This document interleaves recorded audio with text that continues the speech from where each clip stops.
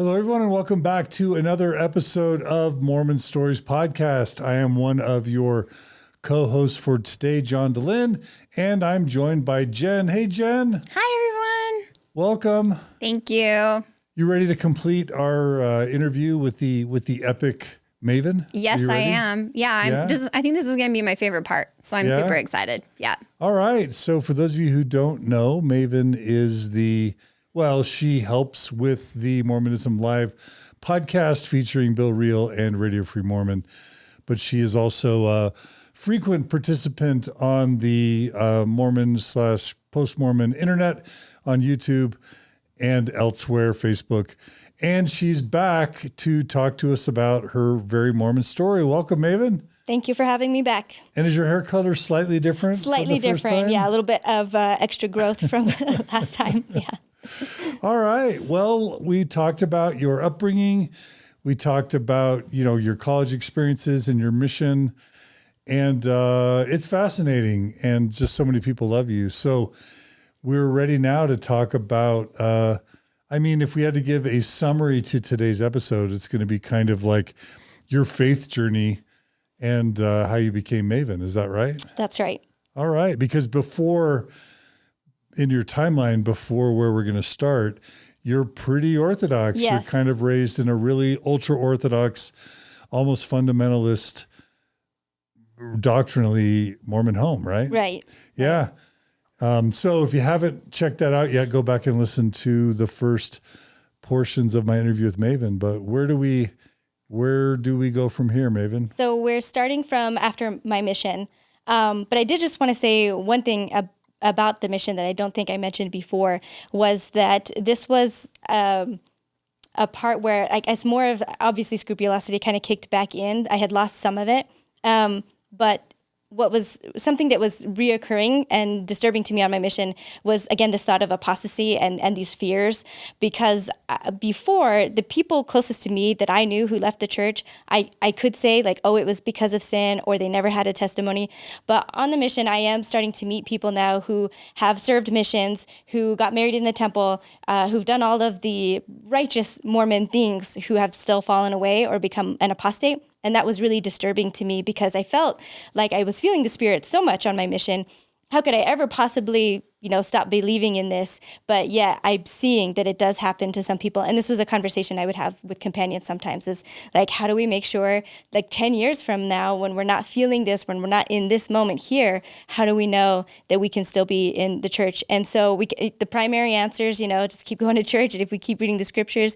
And then at one point I just added in sheer stubbornness, because I was thinking about historical things and doctrinal things that people learn that really bother them. And I was in that mind frame where you don't know, even if something looks like it's really true, and maybe the church believes it, maybe kind of a callback to Hoffman. I did know about that. And so maybe even if all of the experts say that something is true and something happened, maybe it didn't, they eventually found out, and I wouldn't find out till I'm in heaven, and it's too late now. And I thought this bad thing happened, and that made me lose faith. And now God's telling me I was wrong, and I've forfeited my salvation. So in addition to the primary answers, and also following the brethren, if I'm following the brethren, then I felt like that was pretty safe. Just stubbornness in face of whatever information I might ever come across that would seem really, really, really bad. So sounds like a plan. How could it fail? I know, right? I'm not sure, because I think that could and does keep a lot of people in. So I guess maybe people will find out and they'll write in maybe or comment.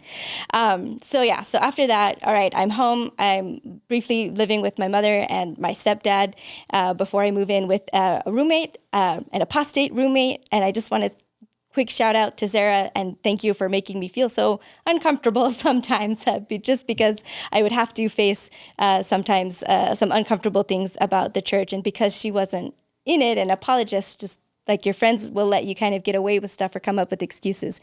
She made me kind of face the music sometimes, and that was really uncomfortable. But she was really great.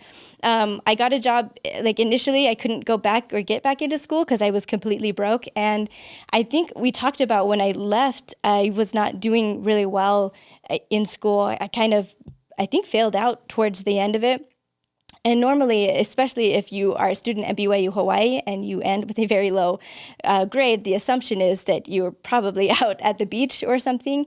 I didn't even have a good suntan to show for it. I was just very depressed and anxious and just not doing well. So I didn't actually even know if I could get back into school. So so I'm just home for a year. I got a job with AmeriCorps, which gives you grant money. So I'm earning some money, and then I'm also earning grant money that will allow me to go back to school. And then I had a double calling. This is the highest I ever got. I know sometimes we ask that question.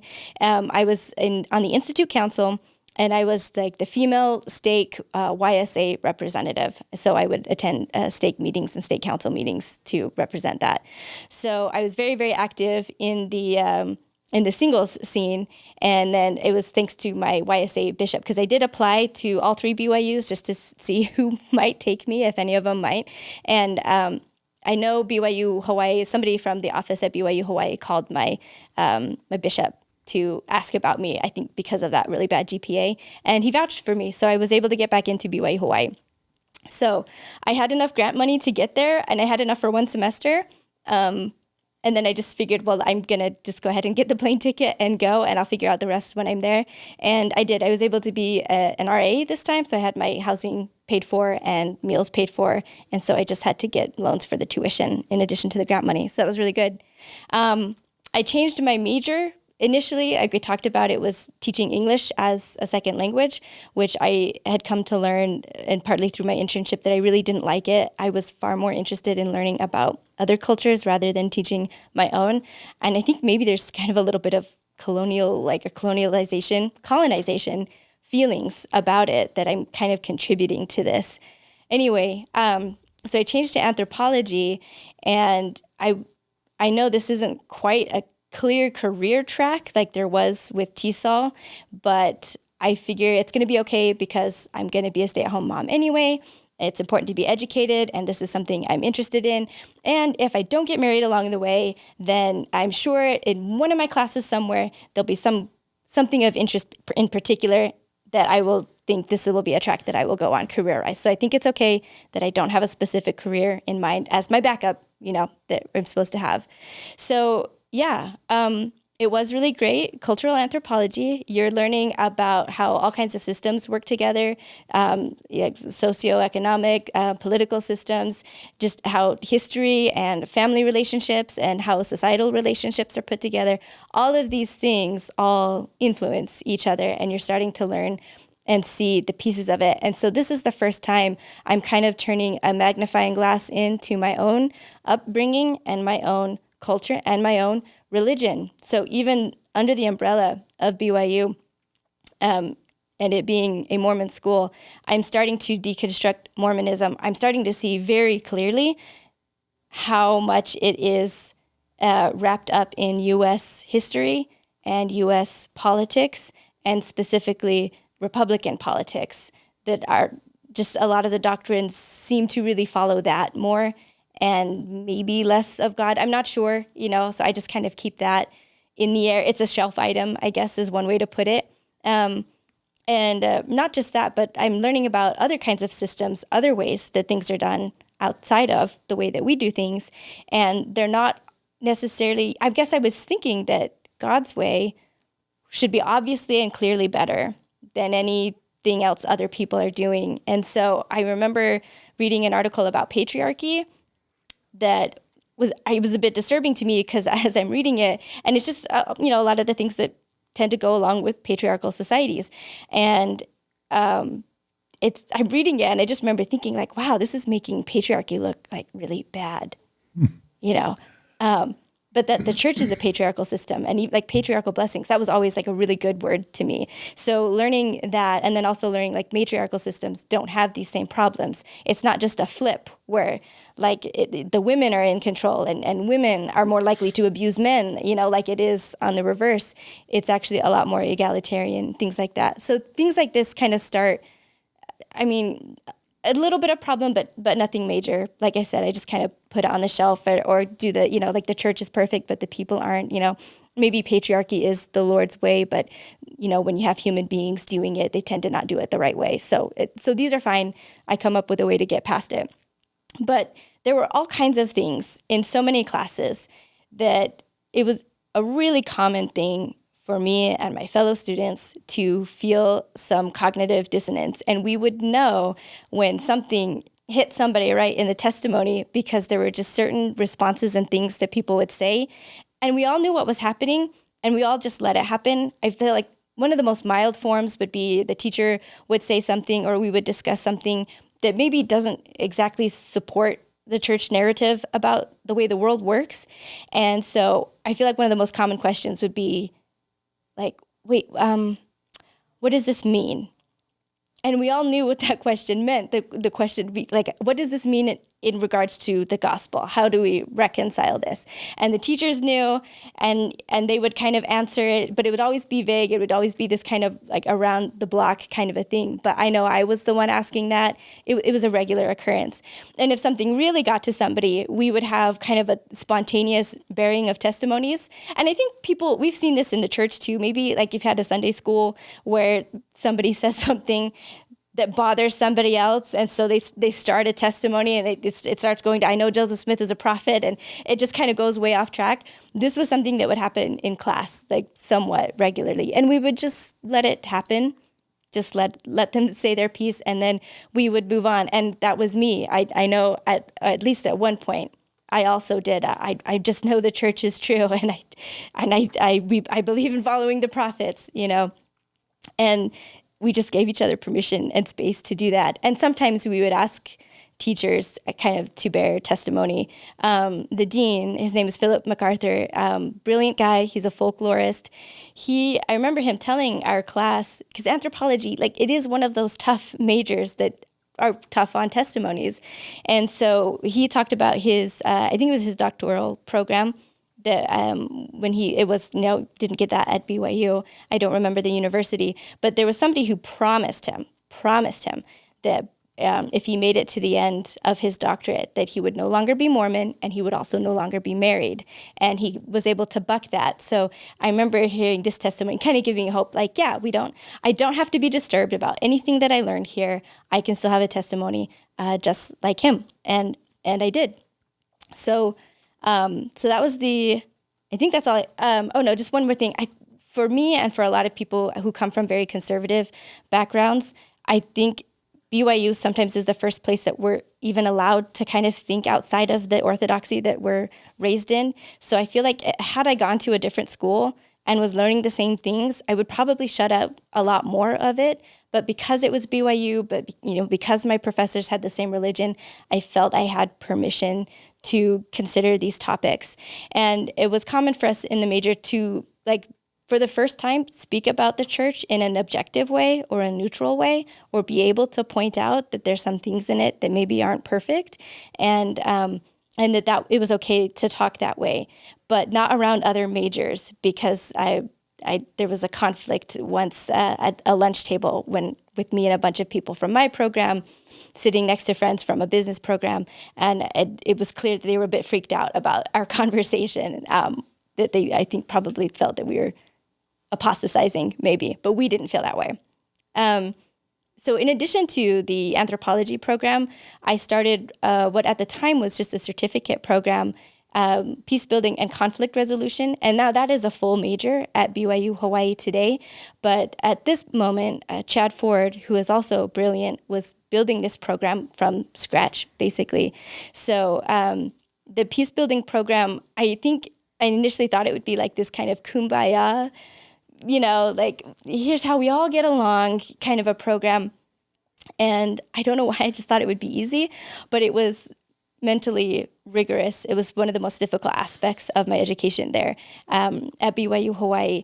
And that first semester, or I almost want to say the first year, is all entirely self-focused. You are not touching other people's conflicts at all. It's entirely about cognitive dissonance. So that's where I first learned about it. That's where I recognize that's what's happening to my classmates and myself in the anthropology courses that we're taking. And then not just that, but the result of the cognitive dissonance, which is self-deception. That's what we do most of the time to make it go away.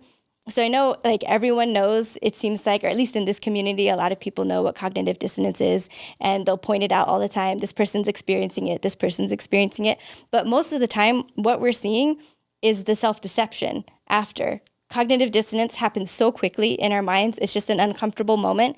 And our minds are so uncomfortable with it that it has to Band-Aid it as soon as possible. So that's where the self-deception is. So with the peace building program, everybody is all learning how to, I guess, face the lies that we tell ourselves and start peeling back these layers, like these years and years of lies that you tell about yourself to make you feel good about yourself, to make you feel like a moral person. And it could be really brutal and mentally exhausting, because it's not just the peers in your class that know, and we just held each other accountable, I guess. If you're learning about it on your own, you can still take shortcuts and not face something that you don't want to face. But when you have, 30 peers that will keep pushing you and will keep, helping you, helping peel back these layers, it could be rough. And I would go home just exhausted sometimes. And I think the hardest part about it, I think what made it difficult is I would feel bad about myself, but I think for like the most truest reasons, if that makes sense. Because you can feel bad about yourself because of what peers or the church or just whatever your group is, like whatever they impose on you that you're not fitting up to. But when it comes to self-deception, what you're facing is your own, like, most authentic self and the ways that you are disappointing or you are going against your own values. So it's your own internal self and not external. So I realized, like, I'm not the person that I thought I was. Like, if we go back to like what I had said about my childhood, about really loving Harriet Tubman, the Underground Railroad, the Holocaust, all of these things, I would think, if I was there in the civil rights, I would be marching with Dr. Martin Luther King Jr. I would be advocating for people's rights. And I realized, like, there are people who need help now, who need voices and advocacy now, and I am not doing anything for them. So I faced, like, for the first time, the idea that, no, I'm not as righteous as I think I would be. I'm not as strong as I thought I would be. If I was in the civil rights era, just going off of how I am right now, I would be silent on the side because I'm afraid to speak against my group. Did you feel like other people in your class were also feeling these same things as you were researching and going back and doing all the lessons there? Yeah, I mean, and we would have very vulnerable moments with each other. A lot of this stuff, though, it wasn't like everyday therapy. We're all digging. I don't think I ever shared kind of this feeling that I didn't think I would be advocating for rights or, This was a conclusion that I came to on my own, I think, after class or doing homework and just having time to process and think. But there would be times in class where we would give examples or, and that's where, like, kind of the push would come because, you think, I'm pretty sure I'm right about this. I'm pretty sure I didn't contribute to this conflict, and that's another thing too, like, we're learning all these behaviors that come along with conflict, not just the self-deception, where a lot of times, again, it comes from you doing something against yourself. So now to make yourself feel better, sometimes the lie is that the other person, we got to vilify the other person. We victimize ourselves, or we make ourselves the hero, or sometimes both, victim and hero. I'm standing up for myself. It was this person that was wrong, and I'm the good guy here. I didn't do anything wrong. And so it would be these kinds of stories that we would try to tell. And of course, there's things like leaving out things that you did to contribute that don't make us look good. We leave those out of narratives. And ally seeking. We want people to come to our side. So we tell our friends, let me tell you what this lady said to me at the store or whatever it is. And our friends and our family members are just so happy to fill that role for us and not hold us accountable and be our ally and agree with us and right there with it. So we would bring up maybe an example of a conflict we had. And then that's where, like, our classmates would come in and be like, okay, but what about this? Was there anything that you did that contributed? Is there something you could have done differently? Would it have been better if you didn't tell this person?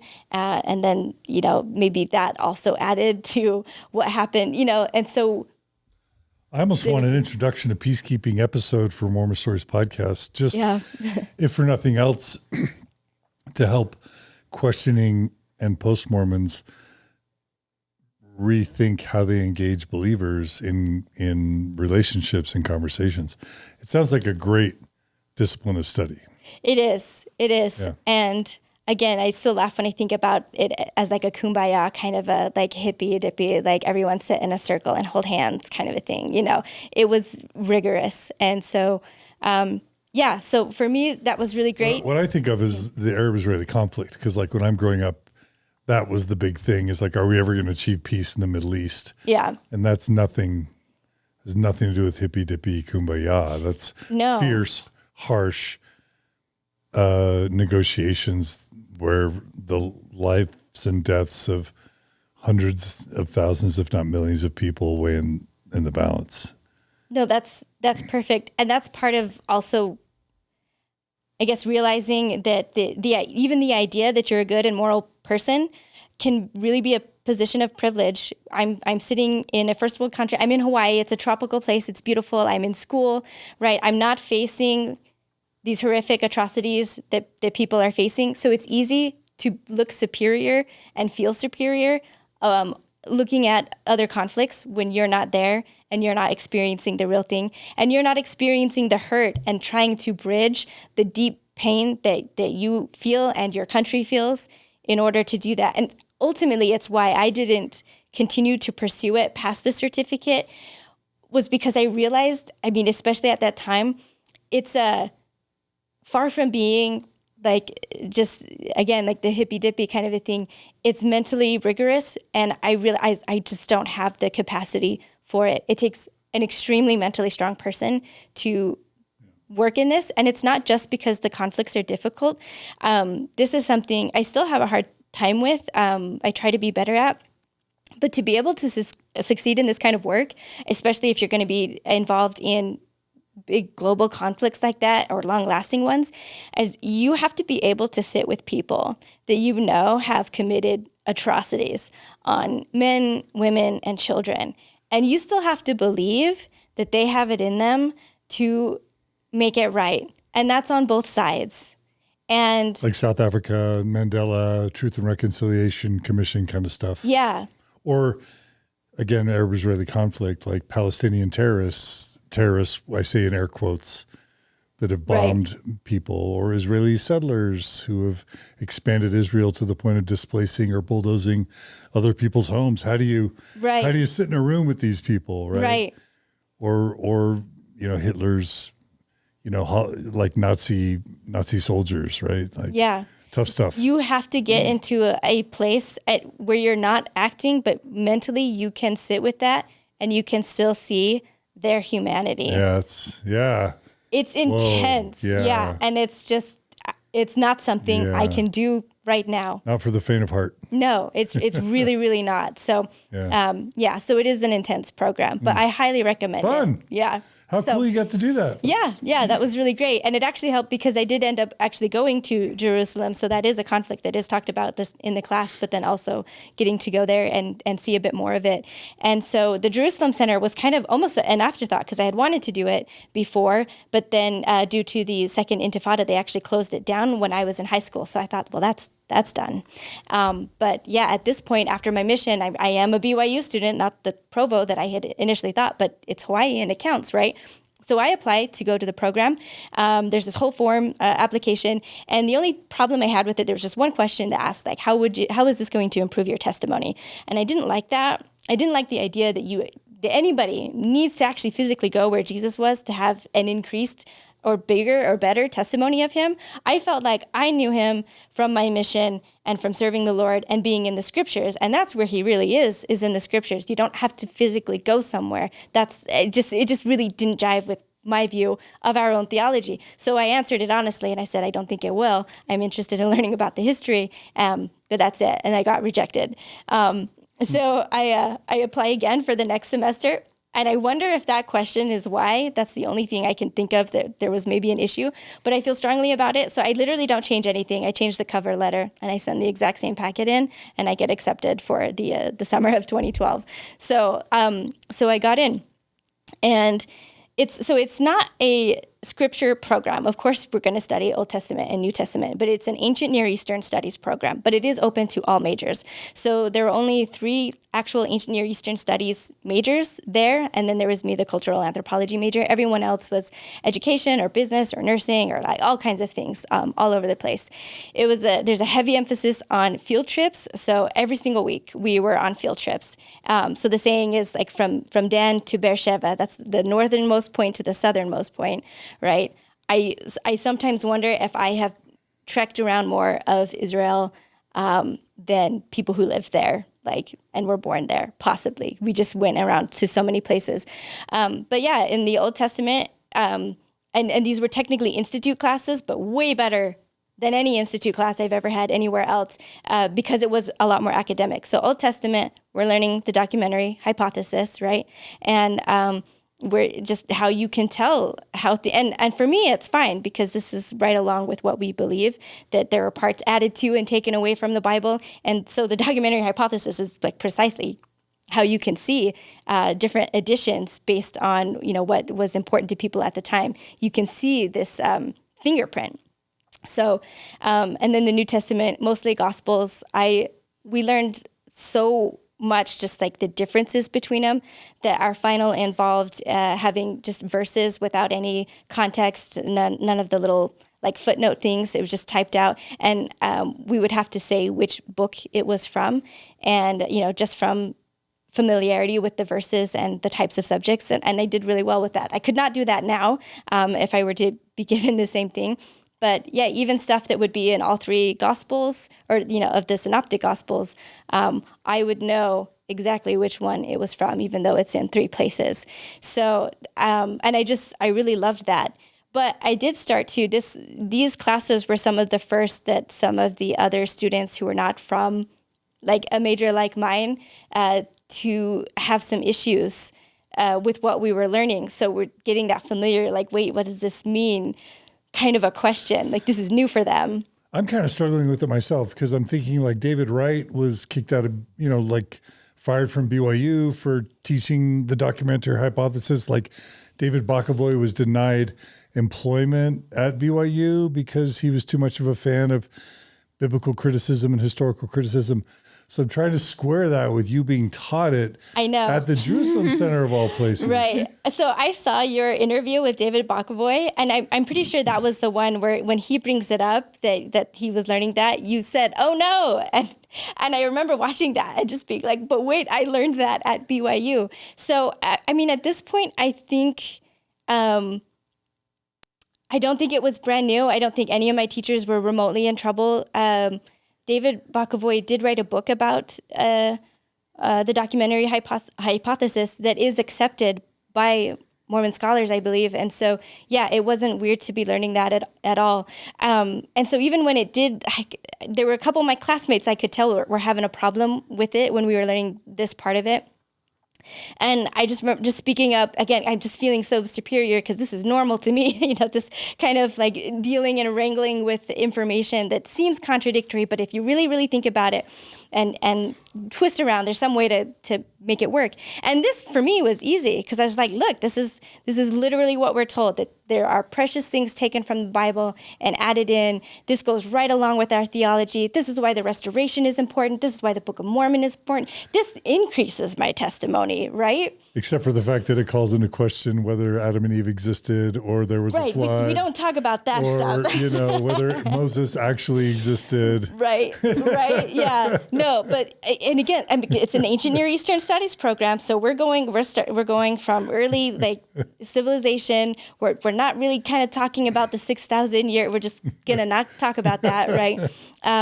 But we are going to go through the Stone Age, through Bronze Age. We're going through all of these things, and the other cultures around, not just biblical Canaanite culture, right? But Mesopotamia, the Epic of Gilgamesh, like we're learning all of these things, but you know what? It's fine because, you know, there was a global flood. So of course there would be flood stories from elsewhere. And just the fact that maybe this one predates it, that's not an issue. It's fine. Like we're just not going to think about it. It's fine. It's fine. We don't talk about Bruno. Right. Exactly. So, so I wasn't really having a problem, but it wasn't just that, but also just, I mean, that's one of the criticisms about the Book of Mormon is there's no archaeology. There's absolutely nothing. But with the Bible, there is. Like, we at least have Jerusalem. We at least have these things. We do have Nebuchadnezzar. We have historical figures that we know existed, right?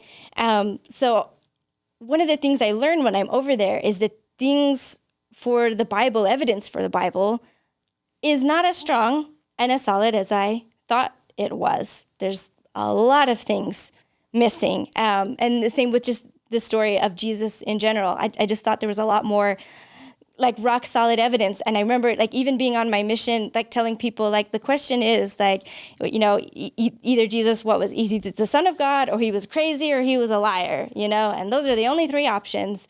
And we know he was real. We know he existed. So you just have to figure out which one of these things. And I'm realizing, you know, it's not unreasonable to question if he even existed in the first place as we know him to be.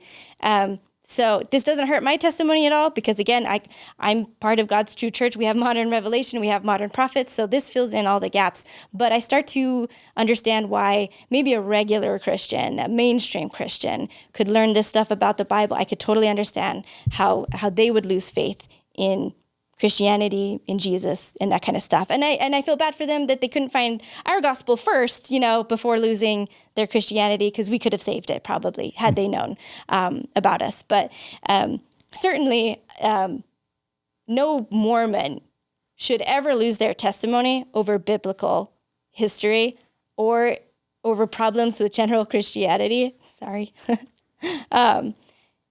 That was just something I couldn't understand. It's like, do you even understand our doctrine? Like, do you know anything? Like, how can a Mormon possibly ever lose a testimony over this stuff when we have all this stuff to fix it? So that's how I came out of that program, I think. And it was also just really, a lot of things really surfaced. There's just so many things there, which are just about money and tourism. You know, I think there were like 3 different churches that claimed to have like the Last Supper room, you know, and so people go to, you know, maybe go. And one of them, it was like in their basement, which seems funny at first, but considering the fact that the Jerusalem that Jesus Christ walked on, like in some places, was a couple feet underground where Jerusalem today is, and in some places, maybe several dozen feet underground, just because it's been raided and razed and rebuilt upon so many times. The church that has the Last Supper, you know, upper room, because it says it's an upper room in the scriptures, but that has it in their basement is actually not so crazy. That actually makes it a little bit more likely than these modern structures who have it in an actual upper room, if that makes sense. Anyway, you just start to question, like, did anything happen anywhere that anyone says that any church claims? Because you think about what I think about with BYU and the Mormon Church and Jerusalem in the Middle East. It's like, let's go to the Garden of Gethsemane where Jesus, it's kind of like the first vision, Sacred Grove. Mm-hmm. Let's go to where Jesus knelt to spiritual tourism. That's a great way to, let's go to the Garden of Gethsemane. Let's go to the site of the crucifixion and say a prayer where we're contemplating Jesus getting nailed to the cross and that sort of thing. Right. And you're just saying that as you were there, you're realizing that you can't a lot know of this stuff is made up, maybe? That any of these things are, or that you're in the right place. I'm not thinking that the scriptures or the stories are made up, but is this where the crucifixion happened? I don't know, but I still see value in like being here, thinking about the crucifixion. This is an environment that is putting you maybe in the right mind frame to consider the gravity of it, be grateful for it, etc. But is it literally really the place, like the place? Probably not. Did folks like Daniel Peterson, Maxwell Institute people, farms people come through that you remember? No, I mean, there was an archaeologist that was working nearby who was a BYU alumni. And so I actually, there was a secret, which ended up not being so secret, day where the 3 ancient Near Eastern studies majors and myself actually got to go to the dig. So it was just us 4 students got to participate in that. So that was fun, but that was the only, and Elder Holland actually did stop by. I was going to ask. With his family. Yeah. And so the administration of the program, the top administration, it's all Jewish. It's not members of the church. And the security and the, I think most of the cooks, a lot of the staff were Palestinian. But when Elder Holland came by, it was the director, like we were all sat together and we were told, like, basically leave him alone, and I'm wondering Leave now Holland if this is alone. true. Yeah, like don't talk to him, just leave him alone. He's here on vacation with his family, and he had, for people who don't know, he had a lot to do with getting the Jerusalem Center up and running.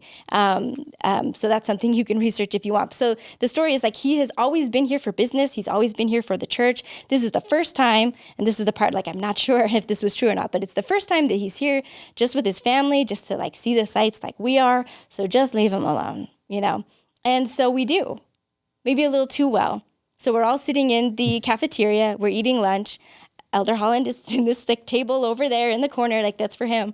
But he gets up at one point and he walks over to where we're all eating, and he says, he leans on a chair and he's like, I just want you guys to know that myself and my family have been checked and none of us have leprosy.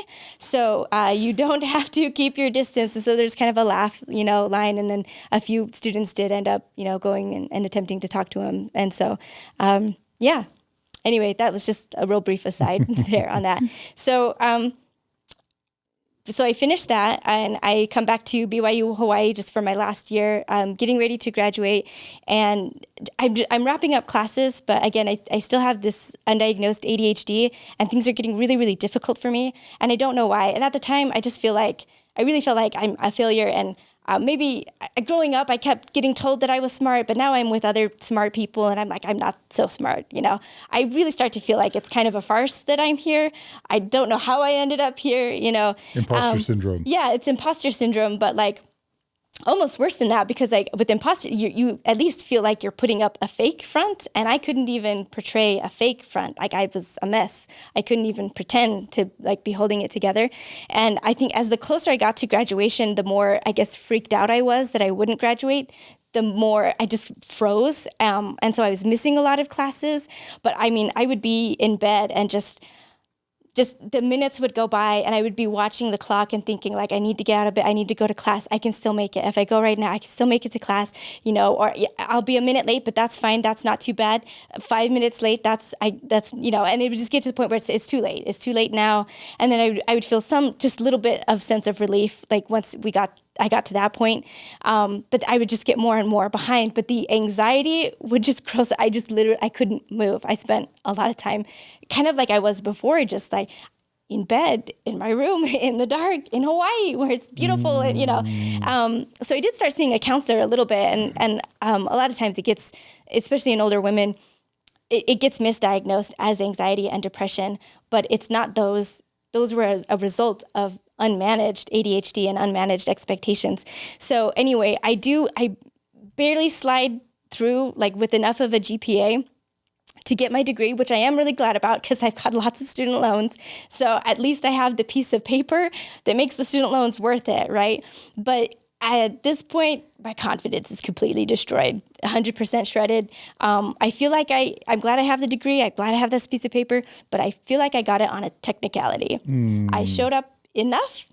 I turned in enough papers, and that the math just happened to add up that I get a degree, but I really didn't feel like I earned it. So yeah. It almost sounds like scrupulosity and OCD, rumination, anxiety kind of stuff. Yeah, it was a really rough time. And then, yeah, now I'm graduated and I'm still not married, right? So now I'm out in the world, and I never found like an anthropology class that was like, this is the niche that I would want to go for, or this is the thing I want to do. So this started a lot of like, financial struggles. And I had one decent job, which was actually with a company called Schlumberger, which is part of the oil field company, right? Yeah. So I moved to Casper, Wyoming. French, right? Yeah. And it's And I didn't really like the job very well, but it paid well. And so things were going okay. But of course I get this job right before the prices just just fall into the toilet. I was only there about a year when oil prices dropped drastically. And I think this was in 2014, I want to say maybe 13, 14. And so in the first 6 months of that year, Schlumberger laid off 20,000 workers in the United States, and I was one of them. And I wasn't prepared, which is funny because I should have been. It was all over the place. But I had made it through one round of layoffs. They went for middle management for like higher money. So even though I was like a low paid person, I guess I just thought like I was safe after that. And I was not. So I have nothing for me in Wyoming except for this job. So I moved back to Utah. But that was really, really tough. And I just got behind financially so much. I'm putting stuff on credit cards. I'm underemployed and underpaid. It's just getting worse and worse and worse. And so, and the jobs I'm getting, like, again, I just don't have the confidence to feel like I can get any kind of a job that pays decently. So I'm a hotel desk clerk, I'm customer service. It's always like $10 an hour jobs, and I just can't live off of. So, and I remember one of them in particular was a customer service job. It was a night shift job because there's a little bit more money in the differential for the night shift. And I have a medical emergency. Like there's something wrong as I'm going throughout the night. I'm having a significant pain growing on my right side. And at first I'm just trying to push through it because I don't have insurance yet. It was a new job, so I hadn't gotten to that point where I got like employer paid insurance. And so I know something's wrong. And as the night goes on, like really, really wrong, something's very, very, very wrong. But if I can at least push through to like 8 a.m., I can go to an urgent care because those are cheaper than the ER. I don't want to go to the ER in the middle of the night. But eventually I have to. I only get about halfway through the shift. I can't stand up straight anymore. It's hurting so much. And so I go to my supervisor and I say, like, I'm going to have to leave. I'm going to drive myself to the ER.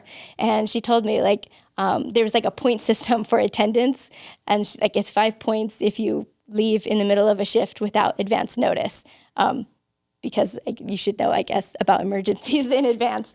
Anyway, I'm fine with it at this point, but I'm like doubled over and I'm speeding myself to the hospital. I'm driving with my left leg because it just hurts so much. I can't use my right leg to drive. So yeah, I get myself to a hospital. They get me on morphine. It's a kidney infection for sure. They know that. I'm hooked up to an IV. I'm given antibiotics, and the doctor wanted me to go in for a scan to see if, because I'd had kidney stones before, if maybe I have a kidney stone that's blocking the kidney and that's making the infection worse. And it could potentially be life-threatening if this infection can't clear out of the kidney because it's blocked.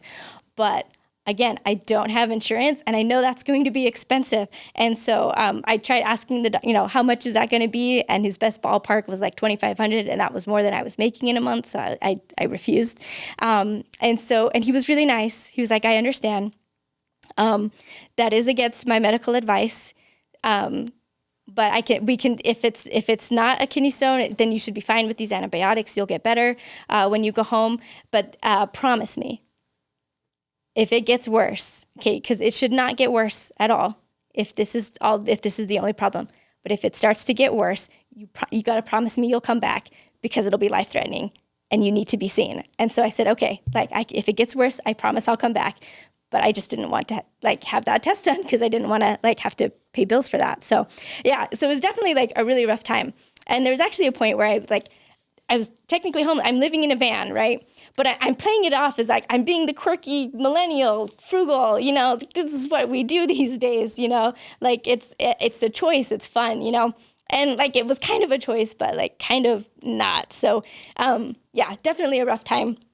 And there was a point where I was also I start getting help from the bishop's storehouse, and I had a really great bishop, but even then it was still a really shaming experience.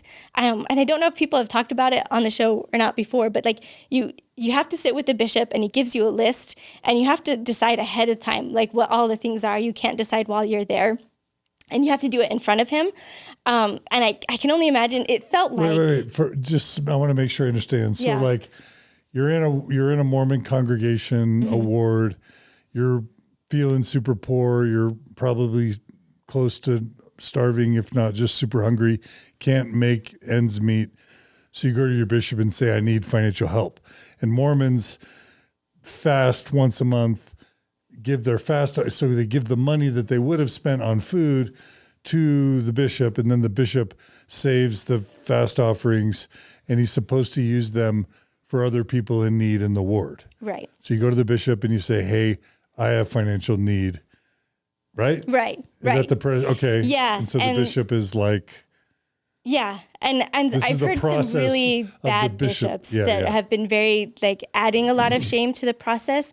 Mine did not. But the way the process is structured is to be kind of shameful anyway. You are made to feel like you are, you know, like not earning this stuff, you know, and you know, you're a drain, kind of. You're not being productive. You're not contributing. You are taking. And it's fine to take now while you're in need, but eventually, you know, we got to get you up off of that and you know.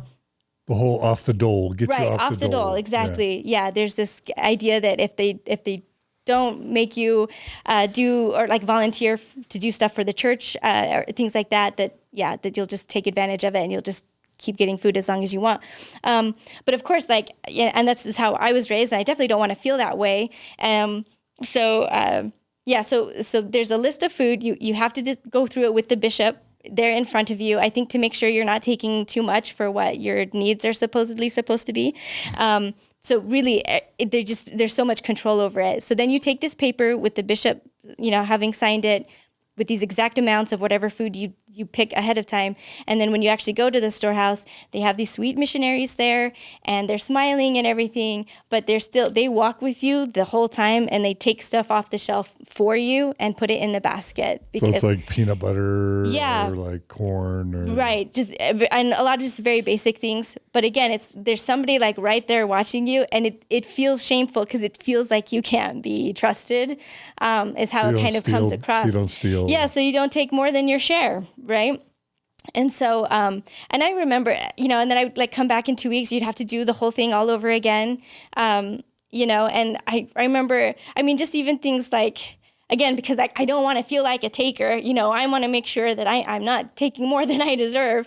I remember like going through and being, you know, I don't know, should I get 2 cans of chili? I don't know. Last time I got like a bag of potatoes and I still have some potatoes left. So maybe 1 can of chili instead of 2, because I still have the potatoes, right? And heaven help you, like if I actually build up any kind of a pantry, because you definitely don't want to do that. But I mean, even something like cake mix, I'd be like, you know, do I need cake mix? No, I'm a single person. What am I going to do like with a whole cake, you know? And I would also think, sorry. This is kind of breaking my heart. I mean, I would think about like families who were more in need than I was, you know. I felt really bad that I was where I was at because, I mean, I have a college education, right? So why am I here? Why is this, you know? So it's my fault.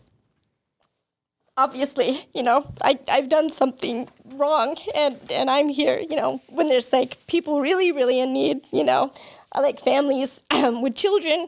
And, you know, I'm thinking with cake, I'm thinking about birthdays, like they mean so much more to kids, you know. So like if I take, you know, a cake mix, then maybe I'm taking this from like a family that really needs it, you know. So I would, you know, it's just kind of sad now to think like, you know, just, you know, something like cake, like I don't deserve it, you know. That's how I felt though. And like I said, my bishop was really great. I've heard of some bishops that have been really awful and would even like tell people like, how does it feel to get food that you didn't earn, you know? And mine did not do that at all, but just the process is just, it's just hard. And you know, you feel like you're a taker. And they're supposed to ask you to like do extra things, to like volunteer at the church or whatever. But even though like I am working, I'm just making a lot. I'm tired all the time when I'm not in work, and I think just there's this depression and just this hopelessness, you know.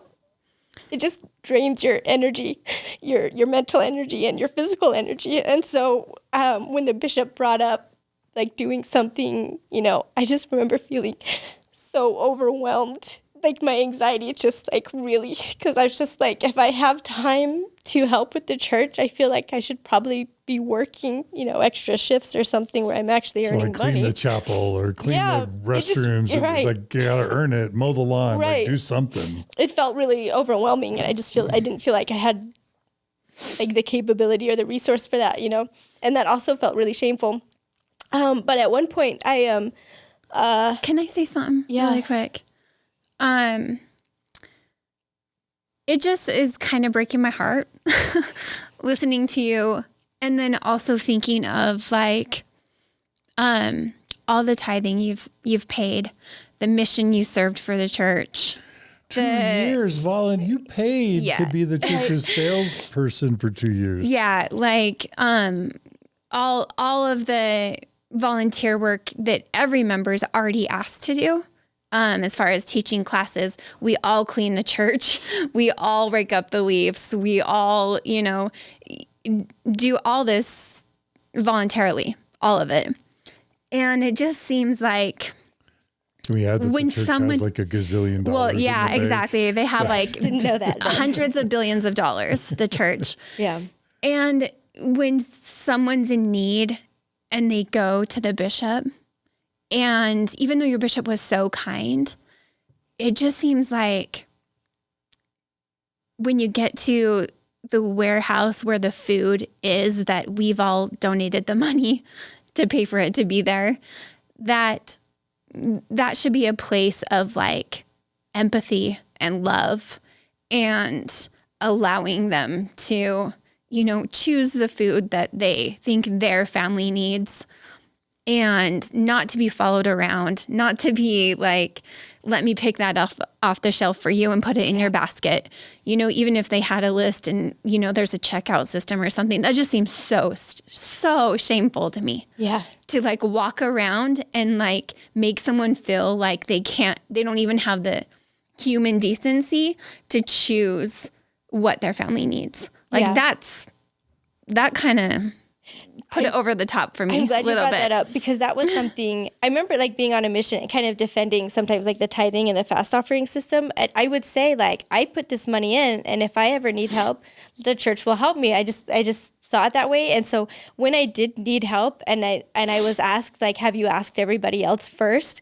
That was something that was troubling to me deeply at the time. But I need help, and I don't think about it too much, but I do remember that being kind of a punch to the gut was just this realization that you pay the church first always, but when you're asking for help, they want you to be coming to them the last.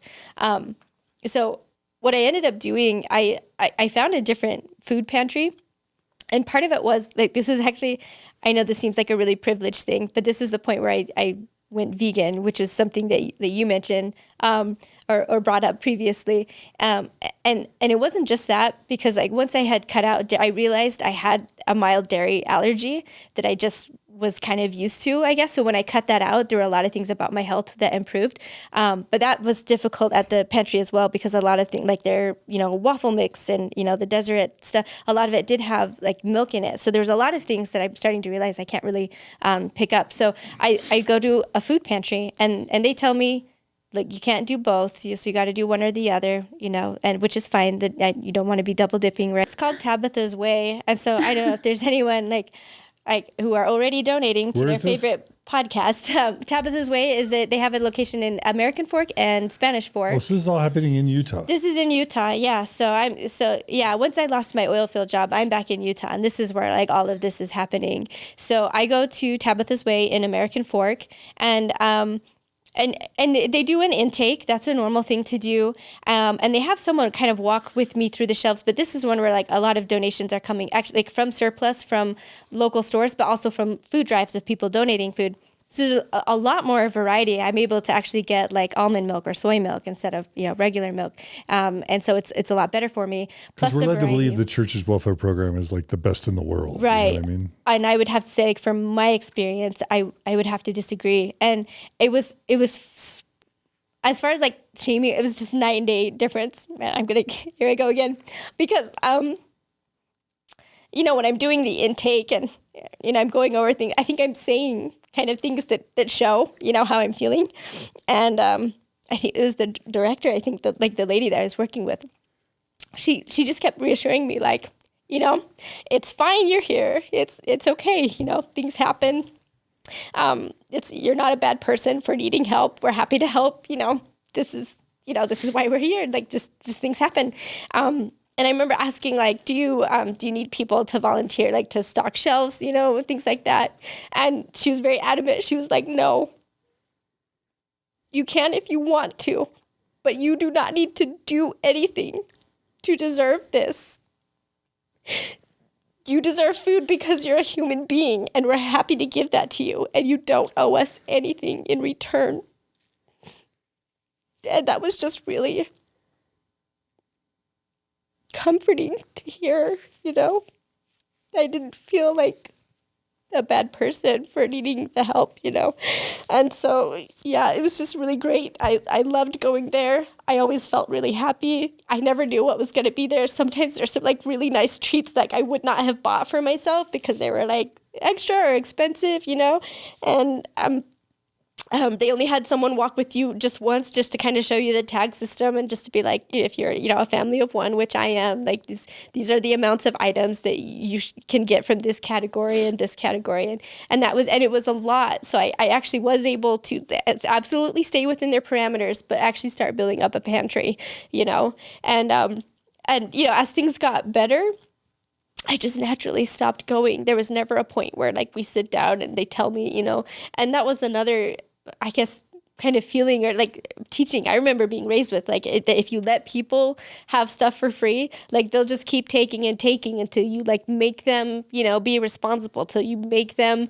get up off their feet and stop being lazy or whatever. So you can't just keep giving people things forever, but, like, in my own experience, it just was so natural. I just didn't need to go anymore. And I stopped going. And I think most people are like that, There'll be some, sure, but to, I guess, shame or make the whole system in a way that treats everyone like they're that kind of person, it was really hard. Anyway, so I really loved that place. And I did actually volunteer there. And if anyone wants to donate to a food pantry, I would recommend that one, Tabitha's Way, for sure. Anyway, as we're going along, like, again, I don't want to be struggling forever. I want to, like, make better money, but I just don't know what to do because, again, I still feel, like, incompetent. I feel like I can't have any kind of a job where I'm, like, really, really important because I'm just going to drop the ball, And so it's just customer service after customer, just low paying, like, phone work. So I start wondering, like, should I have a career? And I know there's women in the church that do. Like, I know about Sherry Do. I know there's women who are lawyers. I know there's women who are nurses. But those seem like really important things. And I just kind of figured that they worked it out with God, or that was maybe an extra calling that they had. It was okay for them to work because there was, like, this passion, this direction. I just assumed God was part of their path in this. And so I'm still wondering, like, is it okay for me to have a career, or am I supposed to just be faithful and push through it, like, and wait for this husband that's supposed to come? And part of me is feeling like if I am supposed to have a career, I think I would know. I would feel kind of a calling or the direction to go. So maybe that is what, maybe this is just a trial period and I'm just supposed to just get through it as much as possible. Or is it like a study it out in your mind kind of a thing where I need to figure it out for myself? So I would study and I'd research dozens and dozens of careers and could just never settle on anything or feel good about anything. And so I just didn't know if, that was a constant struggle, was like, is it okay to get a career? If I did what? Because I don't even know what I would do. And I'm just waiting and hoping and praying and working so hard for God to, like, reach out to me and guide me like I felt like he had when I was a teenager and I had so many plans for the future. And it just didn't happen. But what eventually started making a difference, I get out of the van and I do get into an apartment with roommates. I finally stopped paying tithing because throughout this whole thing, I am paying tithing. I am maxed out on, like, credit cards, some with, like, ruinous rates, like 25% interest. And I am paying my tithing. and I'm not able, like the interest is growing more than I can pay down on these cards. They're overly maxed out because even though I'm not spending on them anymore, the interest is just growing. But I really felt like I can't afford not to. Like, think how much worse it'll be if I stop paying tithing. But I eventually get to the place where I just can't do it anymore. I need that money. And so I stopped paying tithing. And then I got into a medical study by lying about my medical history because it would pay $10,000 like over 6 months. And that was a bit scary because they specifically said in the screening, like, do you have X condition? If you do, we don't want you in this study. And I do have that condition. And not only do I have that condition, but it's not managed well because my medicines are expensive and I can't afford them. So I have not been managing it. It's pretty severe. But I just lie. I'm desperate. I just really feel like I need this $10,000 to just really help me get out of where I'm at. So I say nope. And they're like, okay, not even as a kid. And I was like, nope. And they're like, even if it wasn't a big deal, I'm like, nope, I don't have it. And so, I definitely don't want to recommend that because you really can, especially if they're saying there's a specific thing. I did all the research that I could because it was for a generic version of a drug that was already out. So I did have some research I could try to do on my own at home. And the best I could come up with is that just being overly cautious, maybe. But when I went in to actually do it, like I had written on a piece of paper, just in case like the worst would happen, like a medical emergency or something, I wrote on a piece of paper, like I lied about this condition. I do have it.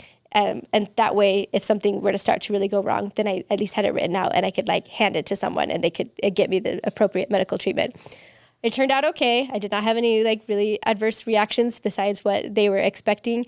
And that was a huge help. I felt like I was finally kind of getting my nose above the water as far as the debts go. And then I took a chance on an interview like for a security job, which bumped me from earning about $10 an hour to $15. So it was a huge pay increase. But I was really worried because I kind of thought like security guards are like wannabe cops, you know, they're authoritative, you know, they like telling people what to do. And that's not how I am. And I already hate and I'm miserable in my current jobs. I don't want to be miserable in another, even if it pays more. But that was not what they wanted at all. So they reassured me it is customers. They just want you to be friendly with people. You want people to trust you if they're having a medical incident for you to take care of that. And, and security almost always has overtime. So I start banking a lot of overtime. I worked every day for a year straight. I paid off my credit cards, especially the ruinous ones. And I'm finally getting to a place like where I can breathe.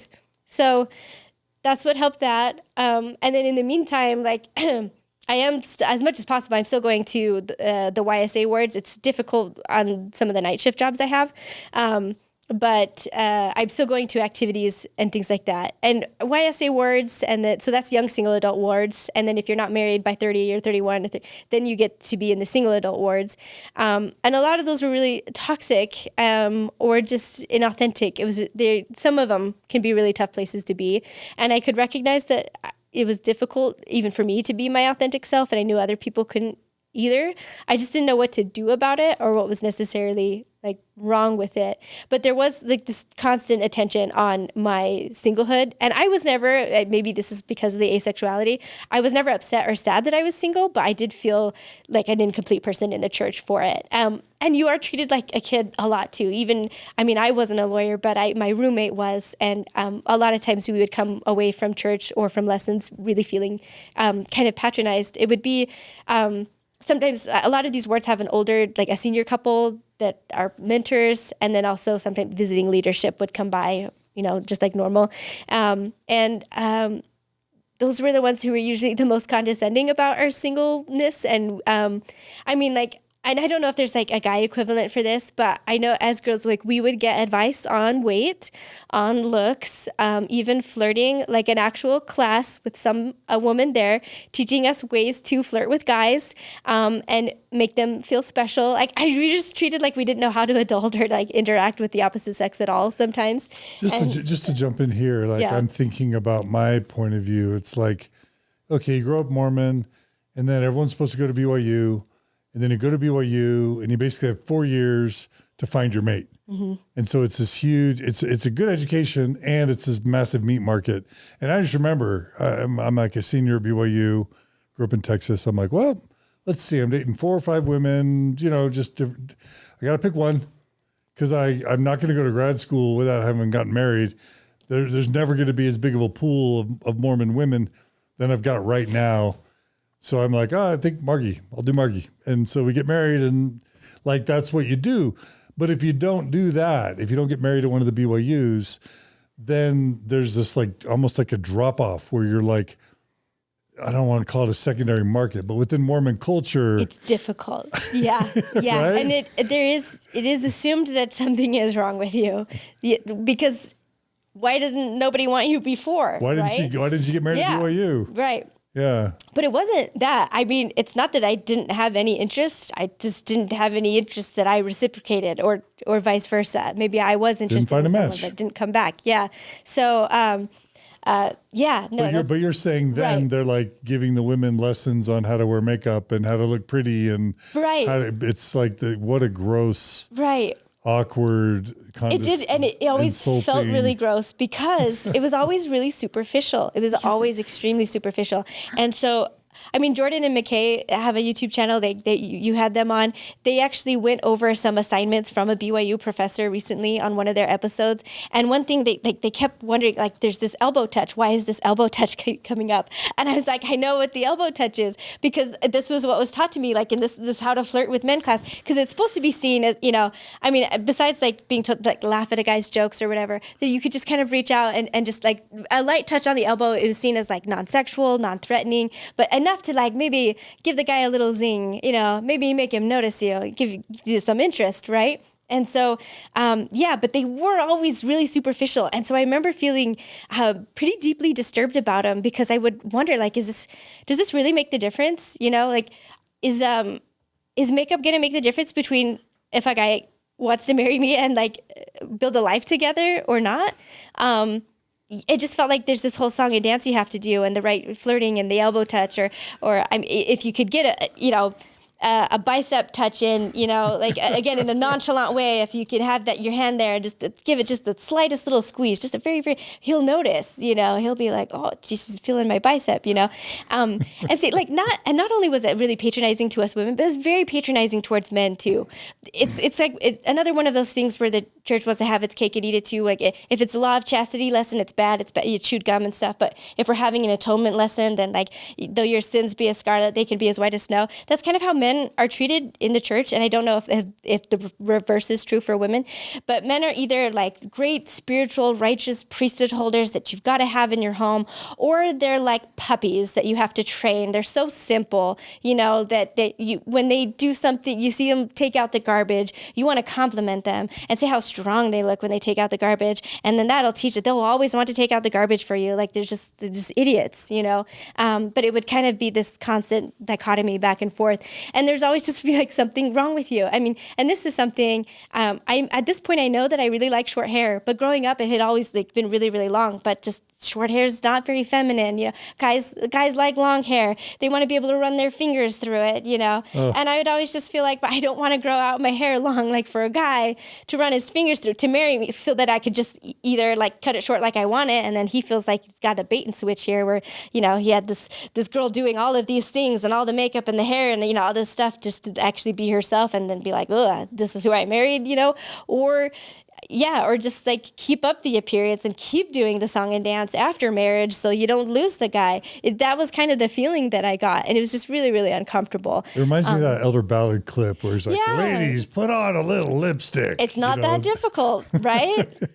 But at the end of the day, it's still like, is that the difference? Is lipstick going to make the difference between if a guy wants me or not? Lipstick and an arm squeeze. And an arm squeeze, yeah, an elbow touch or a bicep squeeze. It was stupid, And that was actually like the better stuff because I'm thinking of the welfare stuff too. It's like surface stuff, right? It's not. How do you find a deep and rich, fulfilling connection with somebody? Right. It's just surface stuff. Right. Exactly. That was my big problem with it. But that wasn't even like the worst kind of language that we would get, because that was still fun. That's what they're trying to make it fun. They're trying to teach us. But if they were upset, like we could get really chastising or shaming language. Sometimes we'd be treated, and I think this was equally for men and women. Like we're not prioritizing marriage enough. Maybe we're enjoying being single too much and avoiding responsibility. Selfish. You know, yeah, exactly. Selfish. We're not willing to settle down and do what we're supposed to do. You know. And so I know for sure men and women get that. I know I was made to feel a lot of times that there's something wrong with a woman who doesn't return a man's affections. And that was another thing that really bothered me. It would be stories like that. Like, you know, this guy was interested in this girl, but she must have felt she was too good for him or something, you know, but he's married now and she's still single. Like, first of all, like single is some kind of a punishment. I don't feel like it's a punishment, but also like, is it her fault that she didn't like? Is she really uppity? Is she really too good for him? If she's not, you know, like, can you just not feel Almost for like somebody? marry below what feels right to you, or marry something other than what feels right to you. Or how dare you feel like you should actually be in love with somebody, you know, like if they love you, that's enough. That's weird. Go against your own intuition. Yeah. Right? Isn't that kind of what I mean, yeah, if your taught? intuition is telling you you're too good for somebody and you don't want them, like that's the only reason why you could not want somebody, I guess. And there's that quote, was it from Kimball, that like any two people living the gospel can make it work? Yeah. Oh, I was very Like, aware really? of that. Like, Yeah.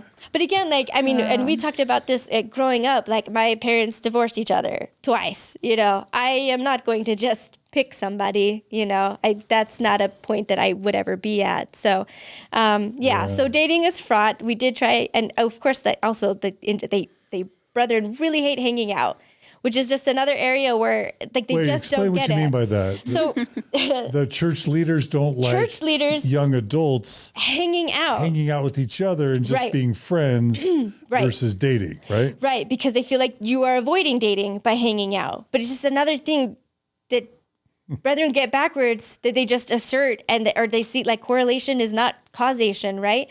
Because dating, especially the older you get, it is high pressure. And as much as you try to be authentic with somebody, it ends up being like an interview, just because that's the air that you breathe, you know, like it is an interview, really. And so hanging out, group activities, those were the only times I felt like I could actually relax and be more myself, and other people could too. But the brother really hated that because, again, they just think if you're hanging out, then you're not dating, and that's why you're not getting married. So there was all this shame around doing that. But doing a one-on-one date with a guy, you still have to feel like I have to put my best foot forward. You know, it got to be not my real self, but like the best fake self I can present, you know? And so it's no wonder like nothing would ever go anywhere. But anyway, there's just a lot of issues. And being friends with guys was impossible, which was sad for me because I had always done well with guys, like in high school and on the mission even, just because like I was older. This was before the age dropped. So definitely outnumbered by guys. But because of that, it was just easy and natural to be friends with the elder missionaries as well. Like nothing improper, but just that's just how it was. But like in YSA wards and single adult wards, just basic friendliness, my basic level of friendliness got interpreted as genuine interest so many times, and it would be disastrous either way, because if they returned the feelings, then they would come on what was too strong for me. I had someone call me his girlfriend like on a second date, and I was like, I don't know if he said that just because that was easier to say to this person, or if he actually thinks that's where we are, because that's not where I think we are. So I had to bring it up and just be like, hey, I don't know if you just kind of said that. Throw it out there. I just want to make sure we're on the same page, because that's not the page I'm on. And that did not go well. He didn't say this to my face, but it came back around that I was called a bitch for that. And I guess he felt I was leading him on, but it's literally a second date. Like we're just barely getting, I hardly know this guy, right? Or a guy would not be interested. And so just being friendly, it's like they can't get away fast enough. And I've had some really awkward interactions where I've just been left almost stunned at how quickly just one phrase would like make a guy run away almost. And just wondering like, what did I do wrong? You know, there were just a lot of things that were really awkward about it. And then there's blind dates, like, and it was always like usually older ladies, you know, and every blind date I've ever been set on is because I'm Mormon and single, and those are the only two things that I have in common with that guy. That would literally be it. There would be nothing else. And a lot of times it would be billed at, like, they would never say like, he's got a great sense of humor, this is why you would like him, or anything. The number of times that a blind date would be pitched to me like, he just deserves a good woman in his life, and that just makes it feel like I'm an object that he deserves, like he's entitled to for some reason. He's had a rough go of it. He needs someone to help out with his kids or whatever. It just was like, this is not how you want to sell somebody on a blind date, for sure. And then because in these YSA words, there's a lot of divorced single people, sometimes with kids. Right. And like the older you get, the more, the less likely that you're going to get somebody who has not been married or I mean, at least as far as like sexual purity goes, has done something. And that's the next thing. Like, it only took a couple, but I realized, I mean, again, the sexual purity for me as an asexual, which I'm unaware of at this point, is easy for me. But I am starting to realize the older I get, I get to the point, I'm not expecting any guy to actually be at the same level that I'm at. And it's fine with me. But there are some guys that are kind of the opposite. There's a couple purity weirdos, I guess. I don't know any other way to put it. But guys that are just like creepily way too into wanting virgins, right? I've only had like two, one kind of like point that at just like, you're so pure, and it's creepy. It's creepy. It feels bad, So normally you would think like it's a good thing to be a virgin in the church if you've never been married, like that's what you should be. But this is a liability. This is not something I want. Just like with the missionary stuff, if there's guys that will completely write off a woman because she's a returned missionary, I don't want that. And if there's somebody that would write me off if I had any kind of sexual experience, I don't want them. They're creeping me out. So I'm not going to admit to anybody, especially not on a date, that I'm a virgin, and actually would deliberately give the opposite impression without like outright lying, which is easy enough. Usually you just have to argue pretty vehemently for the atonement that like, even if you've done anything sexual in the past, it shouldn't matter if you've repented. And if you just, especially if you could do that in a Sunday school or something, you give enough of an idea to guys to maybe think that you're not, and then that just made me feel better, and like I feel safer in a way. From guys like this that, I don't know, it just creeped me out. But at this point, I am starting to feel like something is kind of wrong. I can't put my finger on it initially, but so I actually just recently found my Patriarchal Blessing, and there's a line in it that I remember, like, this used to be the answer for me. It says in there, as you keep yourself clean and chaste, the Holy Spirit will be your constant companion to guide and direct you, and to give you the ability to recognize temptation from afar and flee from it. So for the longest time, I really thought this is why I'm just like extra good at law of chastity stuff. It's a gift from God. It's something God has given me to just like stay far away from temptation. But as I'm getting older, it's not enough for me anymore to explain that or make me feel better. I'm starting to feel like there is something wrong. And at first I wonder if like, is it me or is it everyone else? Because guys are getting like interested in me and they're interested super fast and I'm not feeling it back. So is that a problem with me? Or are these guys, I kind of think maybe they're just horny, and they're just not thinking with the brain up here, or with their heart, but it's, something a little bit lower. So can I even trust that they are actually interested in me, or they just really want to get married, And, maybe I haven't met the right guy. Maybe once I do, maybe 2 dates in, I'll be just as into it as he is, and just wanting to like get that marriage date up for next month, but it just never happened. And then like my previous assumption that I would just like sex once I got married and started having it, because who wouldn't? That's what everybody seems to. I start to really be concerned that might not be true for me. And so, I remember, so at this point, the Josh and Lolly Weed article comes out where they are a mixed orientation marriage. And this is the first time I really see like the point of view of a homosexual in the church and what it's like and how confusing it is and all the different messaging. So it was a really big step forward initially in my understanding of like LGBTQ issues. But it also gives me like this idea that I can marry a gay man in the temple. And I'm super into this idea. I think it's brilliant. And I feel like I could do one better than Lolly Weed because I'm not expecting sex from him. He could, if he doesn't want to, that's fine. And he doesn't have to lie to me, like guys do in a lot of mixed orientation marriages. Like, I just think I'm quite charitable. I'm willing to, sacrifice to give a gay man the chance to be himself in a marriage and not have to lie to me, but also have a celestial marriage. And this is brilliant. This is perfect. Like, this is the answer. I am just stunned that the Mormon dating world led you to a place where you're feeling like marrying a gay man would be an awesome thing as a woman. Yeah. And, I was even thinking, like, we can still be parents, if we can try it the natural way, but if either one of us is like a little too, we can have a middleman, go to a fertility clinic or something, magazines for him, turkey baster for me. It's a biological child. Nobody has to know. Nobody has to know. Nobody has to know. We check all the boxes. We get our celestial marriage. We become parents. We do the whole thing. And I think I liked the idea too of this kind of like stereotypical like gay best friend that I'm married to. Like it really did seem like an appealing option to me, as embarrassing as it is to admit now. It sounds like a Abrahamic self-sacrifice. It's instead of Abraham offering up his son, you're offering up yourself for a gay man so that he can, I guess, so you can get some of the things you want. But too. yeah, out of that, actually, I would be the only one really getting what I want because I'm wanting basically a sexless marriage. And so it's not till later that I realized like what I would be doing to, my husband in this scenario, that maybe I would be happy and my needs are taken care of, but his would not be.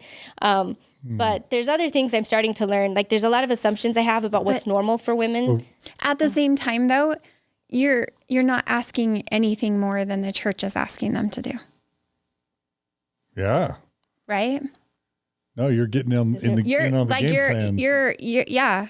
That's what the church asks them to do. The church wants gay men. That's what women. they tell them to do. Right.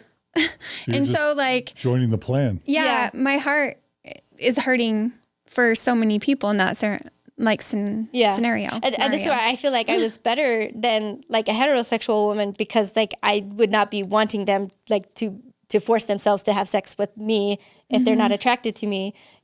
I'm fine with not, or very rarely or, whatever we feel like. So I feel like I'm actually doing one better for them. Wow. But this is the thing. I wonder too. how many asexual Mormon women have taken that path. I wonder. Because like structurally, it makes perfect sense. Or how many gay men have.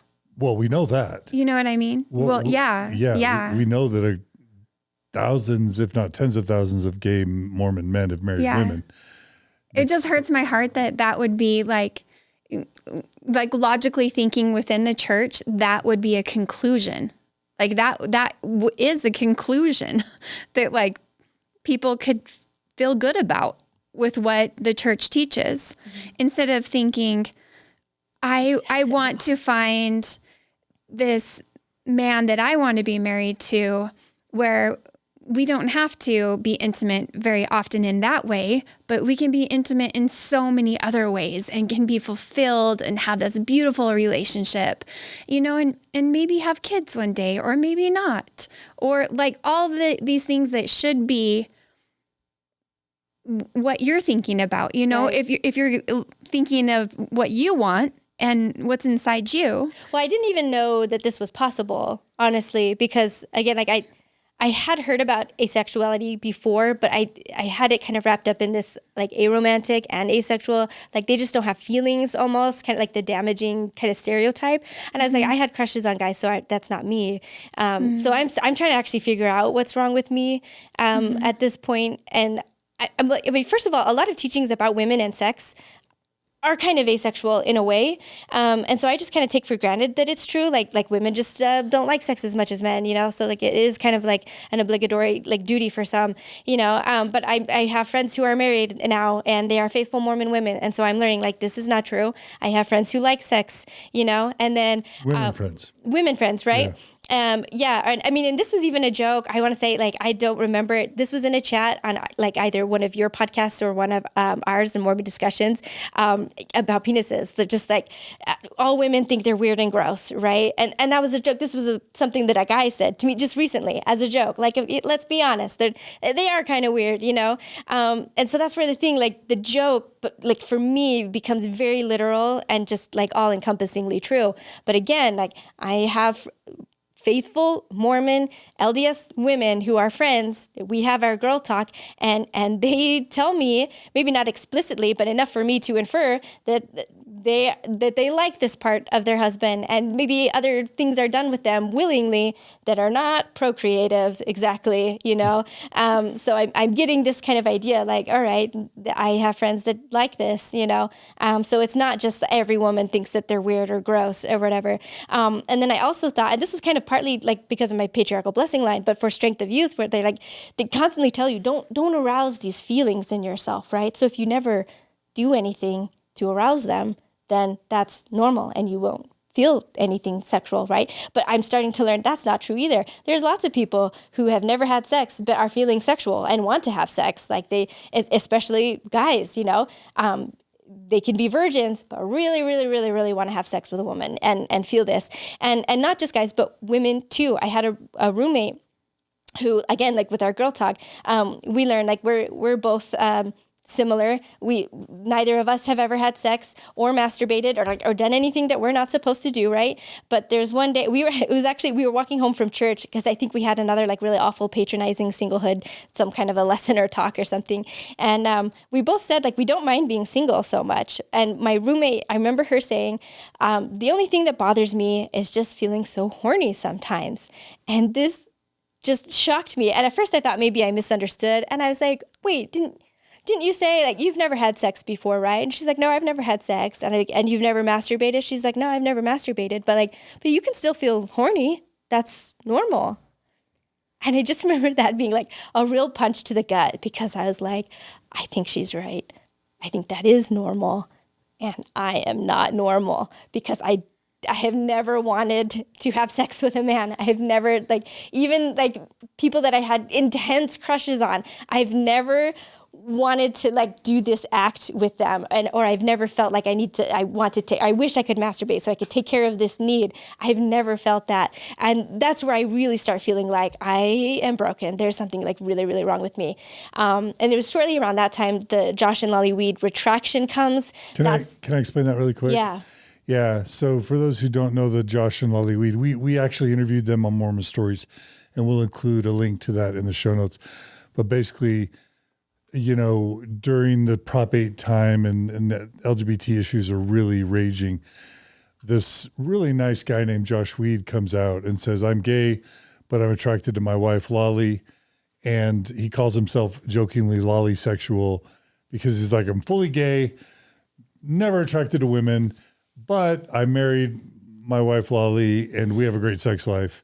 And they didn't go so far as to say you can do it too, but they were embraced by faithful Mormons as an example of a mixed faith marriage, mixed orientation marriage that can work. And so who knows? And they were on magazine covers or invited as speakers at special events. And it just sends the message to gay Mormons everywhere and lesbian Mormons everywhere that you can be like Josh and Lolly, whether or not Josh and Lolly even wanted people to follow their example. Because I think they were pretty responsible in saying, it's just us. We're not role models, but we do feel like we can share our authentic experience. So I was grateful to be able to interview them during that time. And we were all just waiting for the other shoe to drop. Which it because did. In the history of Mormonism and in the history of evangelical Christianity and Catholicism and Orthodox Judaism, we've got decades of these people who hold themselves up as role models publicly for either gay celibacy or gay mixed orientation marriages. They were either lies to begin with, or they weren't sustainable. Right. And so you're saying at the back end of that story, after years and years of Mormons follow Josh and Lolly Weed's example, you find out what? Well, they put out a retraction and they are getting divorced, and that's where I really learned. Josh comes out as gay, Right. and Josh and Lolly announce a divorce. Right. Right? Yeah. I mean, he had come out with that first one, but just that they got to the point where it was not sustainable, like you said. You don't hear much from them anymore. Yeah. But so that first article was really good for me. It really opened my mind to a lot of what the experience was for Josh growing up in the church. So I feel like it was a good article for me at the time. But then so was the retraction even more so. Again, it was very thorough. They're both extremely long, but very detailed. And I understood. They just expressed it deeply and well enough that I understood what the problem was. And they expressed a lot of regret for the pain and things like that they, inadvertently caused. But now I know, now my gay best friend mixed orientation marriage is kind of out, and I'm still trying to figure out what's wrong with me that maybe I can fix in time for an actual real normal heterosexual marriage. But at least maybe you felt like you dodged a bullet by not entering into a I think mixed so. orientation Yeah. marriage. I mean, and it's kind of difficult to do. Josh and Lolly, we had been friends for a long time, so it is kind of hard for an asexual to just find a gay man, especially because a lot would be closeted. So there would be guys that I would strongly suspect were gay, but how do you broach that? Hey, are you gay, and are you worried about this? I didn't know asexual, so I wouldn't have said that. But how would I bill myself as I would marry you and you wouldn't have to have sex with me? It's just where do you bring up that kind of conversation? How do you get yourself in a situation where you could do? I just never did, So, but if I had a lifelong friend that I can see how it happened for them, and that a conversation could go that way. Well, this just happened to be a major topic of my PhD dissertation, and what we found through surveying 1,612 LGBTQ Mormons was that those who entered into mixed orientation marriages, there was a 70% divorce rate, and satisfaction rates equivalent to having kind of quality of life outcomes equivalent to having lupus for the LGBT members of the mixed orientation marriages. So super low health, quality of life, high depression, just miserable outcomes with 70% divorce rates. Who would wish that on anyone? And yet bishops and prophets, seers, and revelators, that's the option they pushed gay Mormons into, and straight women and lesbian women and straight men for decades. So you did dodge a bullet. Yeah. And marrying young too before I realized. Yeah. So I think I dodged several. But yeah, I had my hormones checked because I thought maybe that was the issue twice, actually. It's slightly different tests the next time. Everything is fine. I went to the OBGYN, which I had only been to once before because I'm not sexually active, so why? But I go, maybe there's just something physically wrong, but everything checks out there too.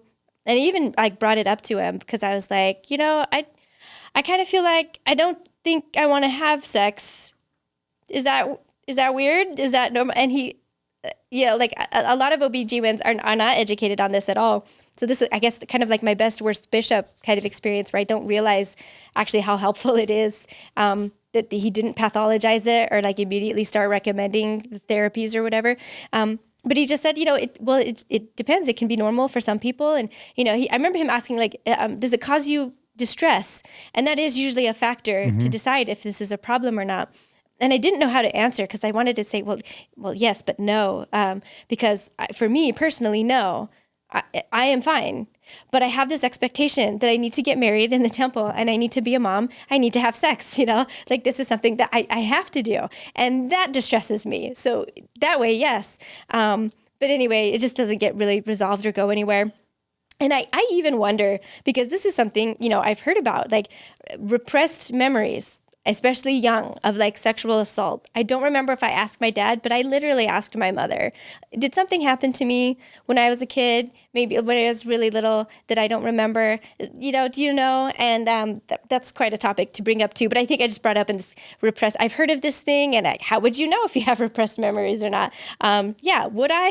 Do you know anything? And she said no, she didn't know anything. So I'm just maybe I just internalized law of chastity a little bit too well. So from there, I start reading more about healthy sexuality. I start reading about purity culture stuff even. I read And They Were Not Ashamed, which is the Mormon book, and it's one of the most explicit that you can get in Deseret books. I think it's good, at least for that reason alone.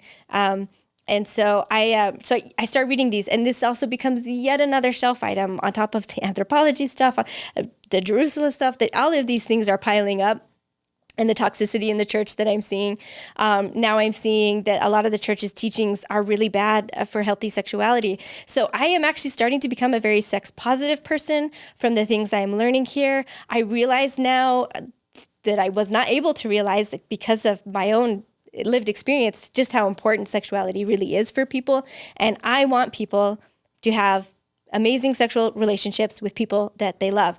The only problem is that none of this stuff that I learn about changes how I personally feel about doing it.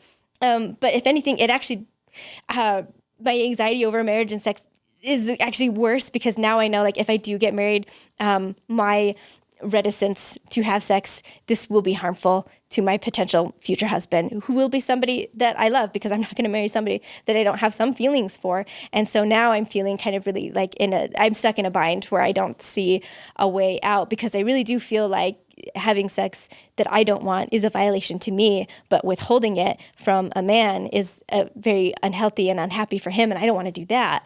And so, yeah, I start having recurring nightmares about being married, and they're just psychological ones. Nothing happens, but it always starts after I'm already married, shortly after. I'm at home. It's a nice big house, like the ones I wanted, with the multiple floors at least, with the beige walls and the Deseret, paintings and that kind of thing. My husband, whoever it is, he's on his way home. I know, like from work or something. He's going to be walking in the door. I'm standing at the base of the stairs near the door, and I'm feeling like I don't want to be married. I know I don't want to be married. And so the choice I have is, okay, I probably should have decided this before I got married, but of course the dream didn't start there, so I can't really control that. But I'm feeling that I can leave now. It's still okay. I can apologize to family. I can apologize to him. Yes, it's going to be a mess, but it's still early. It's still better now. It would have been better before, but it's still okay now. But I have to leave before he walks in the door. So there's just kind of this ticking time bomb clock when my husband, because I feel like for whatever reason in the dream, once my husband comes in the door, I am obligated to stay.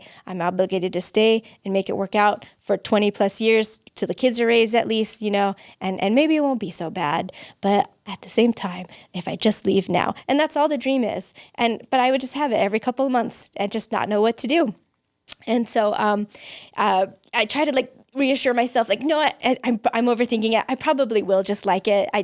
Once I'm married, you have a few awkward times, you get things figured out, it'll be fine. I probably will. It's probably okay, but I don't feel like it is. And then I also tell, even if not,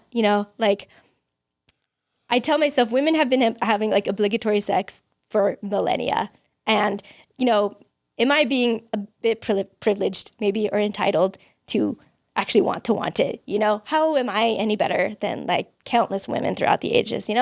I'm trying to make myself feel better, right? It does not work. These things do not make me feel better about getting married. Anyway, but these are the kinds of thoughts that go through my head. So I finally, and this was another thing that I start to realize, this is where it kind of having to wait until you're married, especially an eternal commitment like we have in the church to find out if you're sexually compatible. I just, again, more shelf item stuff, because I'm I can't know this. I wish I could know before ruining my life or ruining a man's life, Anyway, at one point, I'm really thinking maybe I just really have just built this up in my mind. I just need to get over it. And I haven't even kissed anybody in a long time. So I think, what I really need to do to just kind of get over this is I just need a good old-fashioned BYU NICMO. Which stands for what? For the uninitiated, a non-committal makeout, which is not something I ever did at BYU, but it's definitely part of the culture. And so I have been dating through this. They're not going anywhere. But I decided I just need to do it. It's like the mission. This is really how I think about it.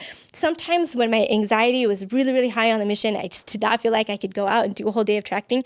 It was just that first door that was the hardest, you know, and that's like your heart kind of leaps up, but you reach out, you knock that door, the person answers, whether it goes well or it goes badly, it doesn't matter. It just kind of like, it's just done. There's some relief. And then each door after that is easier. So this is how I'm thinking about this NICMO. I just need to kiss a guy, and it'll just be like that door.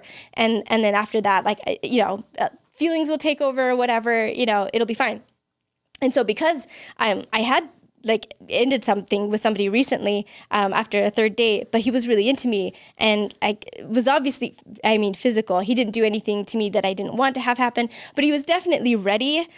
I knew on previous dates that he was just waiting for the cue from me that it would be okay, and I just never gave that cue, so he never followed it. So I call this guy up because I know he'll be into it. And so I'd say, what do you do? We go, hang out or whatever. So maybe we had dinners. I don't remember what we did, but we're done with that. We're in my car, and I'm not feeling scared or anxious actually at all. I'm not excited about it, but I just really feel like it's just the door. I just need to knock on the door, right? And I'm actually kind of glad. Again, I'm not even thinking or expecting that it'll be good because I have not kissed anybody in a while, so it's probably going to be bad. I just have low expectation, but that's okay. It doesn't need to be good or bad. I just need to do it. That's all that needs to happen. I just need to do it. And because if you do, what might happen? Because if it'll just like take away all this fear that I have about it. I've just ruminated and I've just made it too big of a deal. So if I just do it, even if it's bad, like it'll be, okay, that wasn't that big of a deal, and I'll be fine and I'll be normal and everything will be fixed.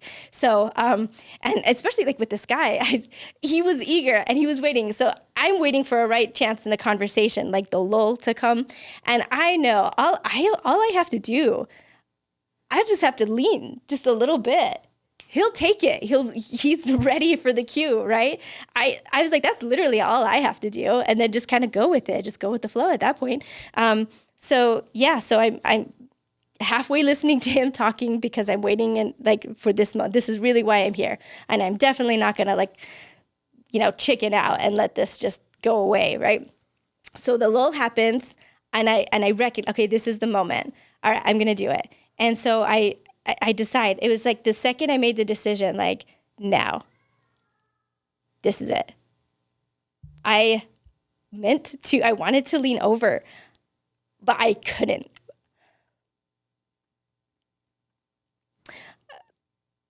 I just froze because I've never felt like this before, but I just felt like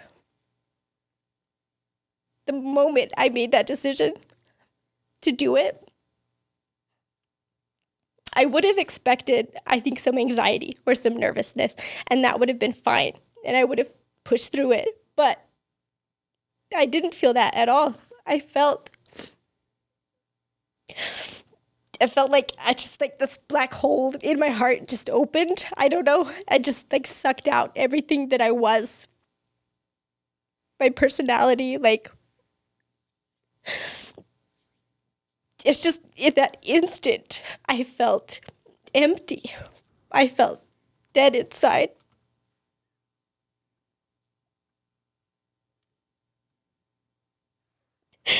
And I couldn't move. I just felt so sad, just intensely sad. And really, it was shocking because I did not expect that at all. I expected just a little bit of teenage nervousness, and that would have been fine.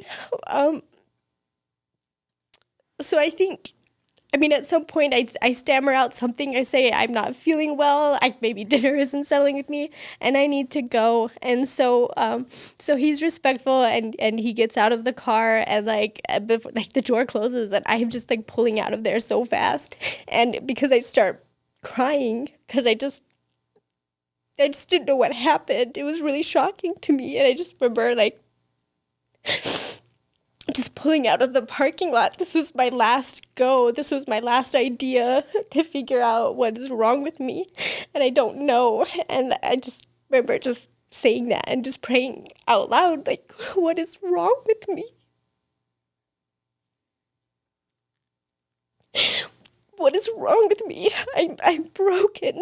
There's something wrong with me. This isn't normal. I'm supposed to want these things. And it was just really devastating. And I don't know, it just like bothered me for a while, but I just start realizing like this isn't fair, you know? This is the point where I start feeling like, why does marriage matter? Like, why is this the most important thing for exaltation? Like, why does it have to involve somebody else? And why does it have to involve like the use of my body sexually? This is where I finally realized that if a man has been obedient his whole life, that the only sexual expression he's ever allowed to have is through the use of my body. And so this is where I really start feeling like an object. Even growing up, I don't think I ever felt full ownership of my body with the church's teachings. But at this point, I really, really feel that it's not mine and I'm not in charge of it. And I just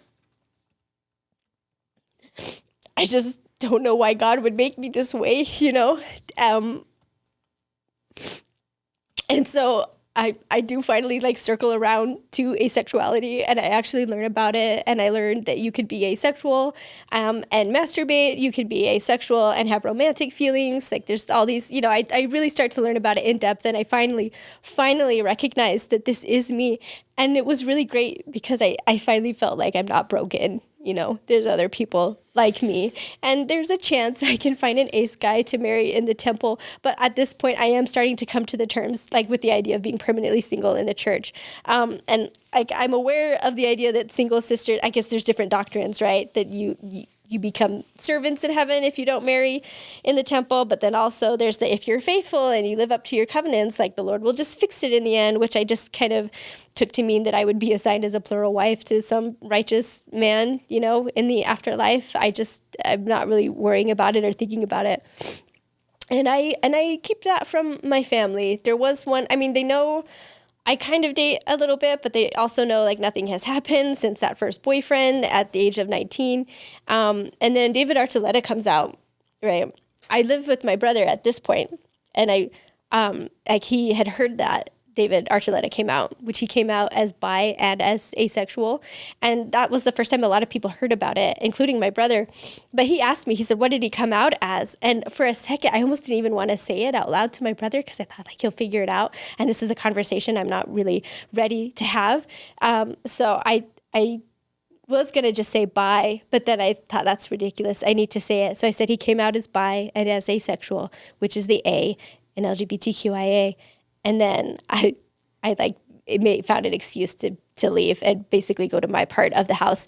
But a couple hours later, my brother came back and he was like, what's the A? And I had forgotten the conversation.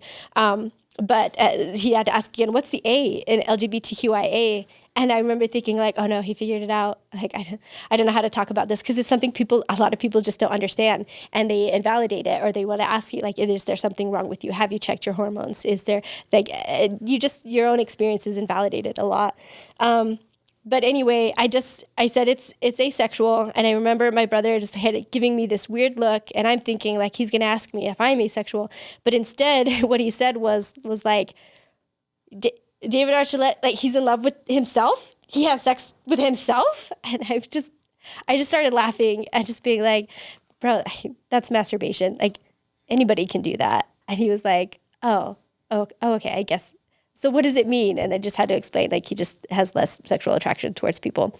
So that was the only like close call. And then and I'll just, maybe if it's okay, I'll just say that asexuality, it's so interesting because I thought of myself as an LGBTQ ally 10 years ago, 15 years ago, knowing nothing about trans issues, knowing nothing about non-binary stuff, and knowing nothing about asexuality. And, you know, every couple of years, I actually really start to learn a little bit about some of the other letters in the acronym. And one of my children, my daughter Clara, came out to us as asexual and wrote a book about it and has a YouTube channel and a TikTok channel about it.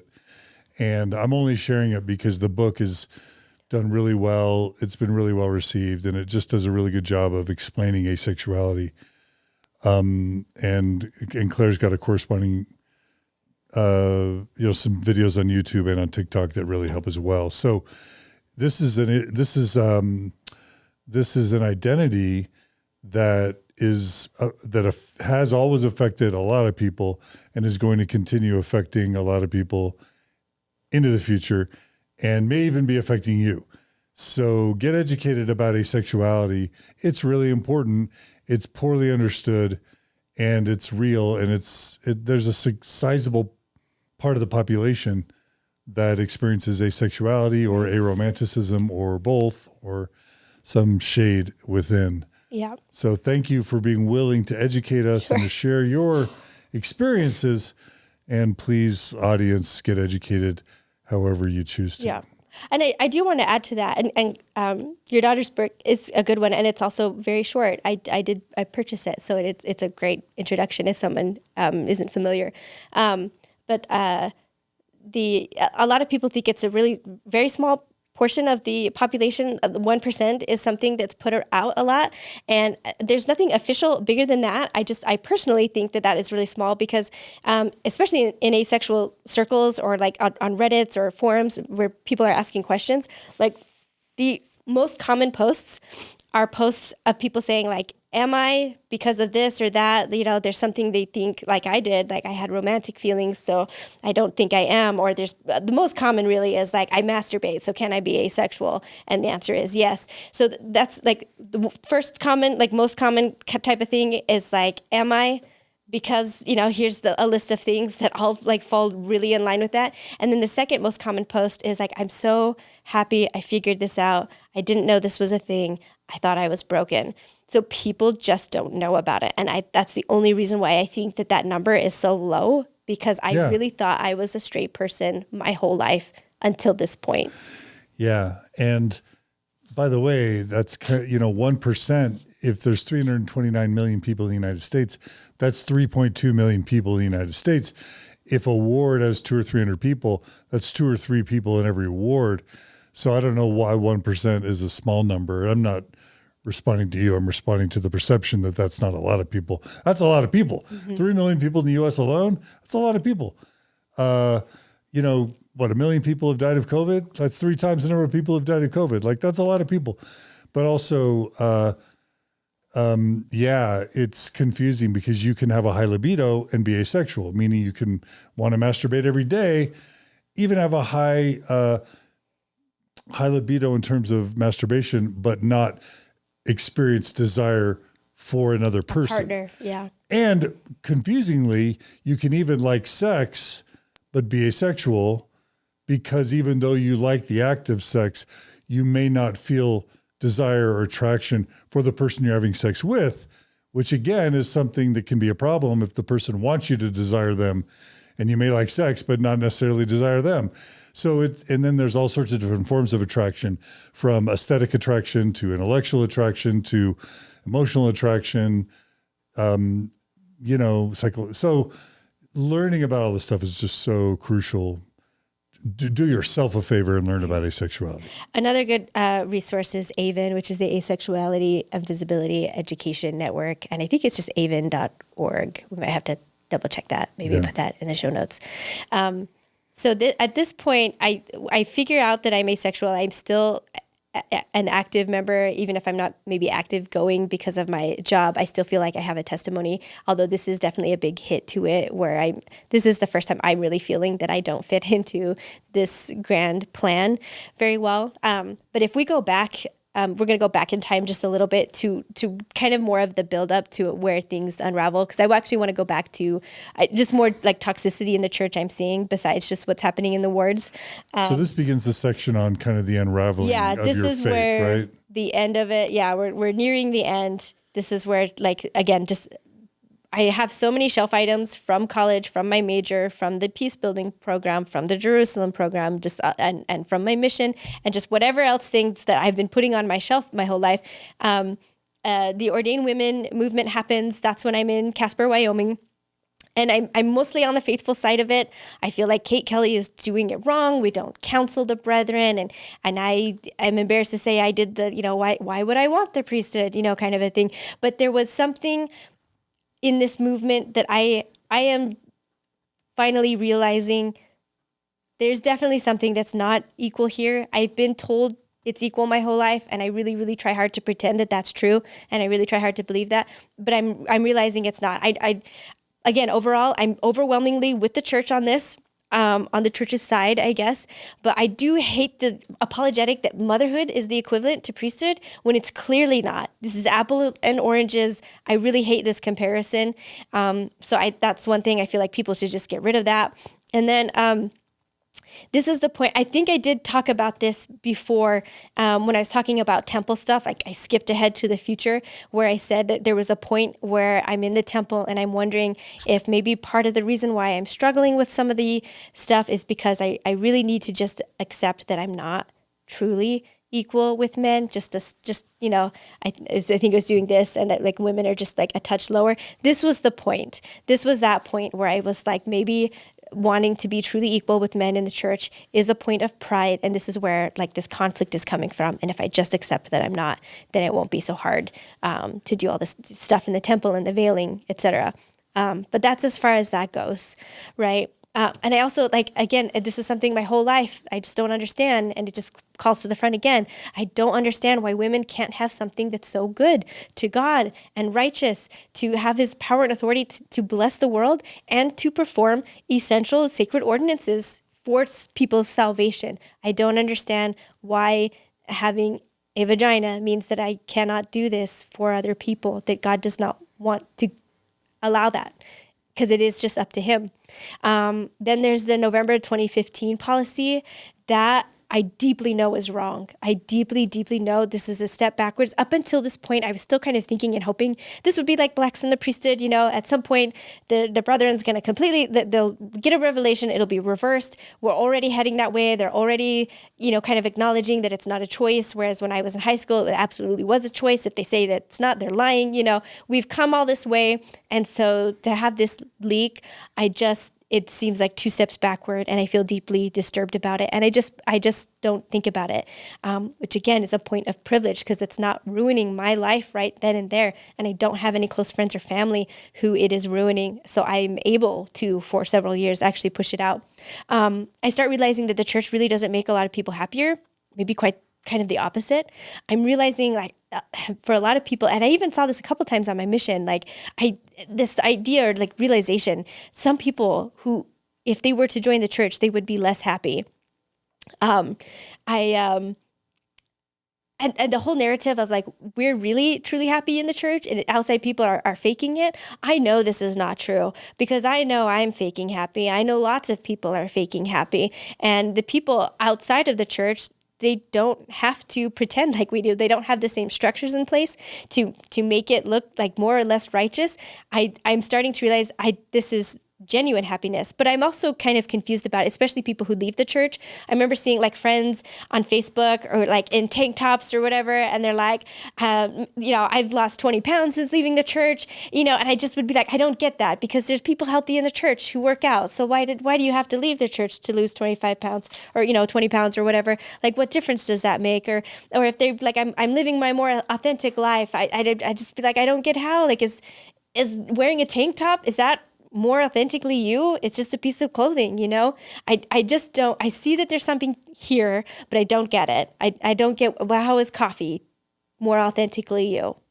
How does this really make a difference? But it seems to.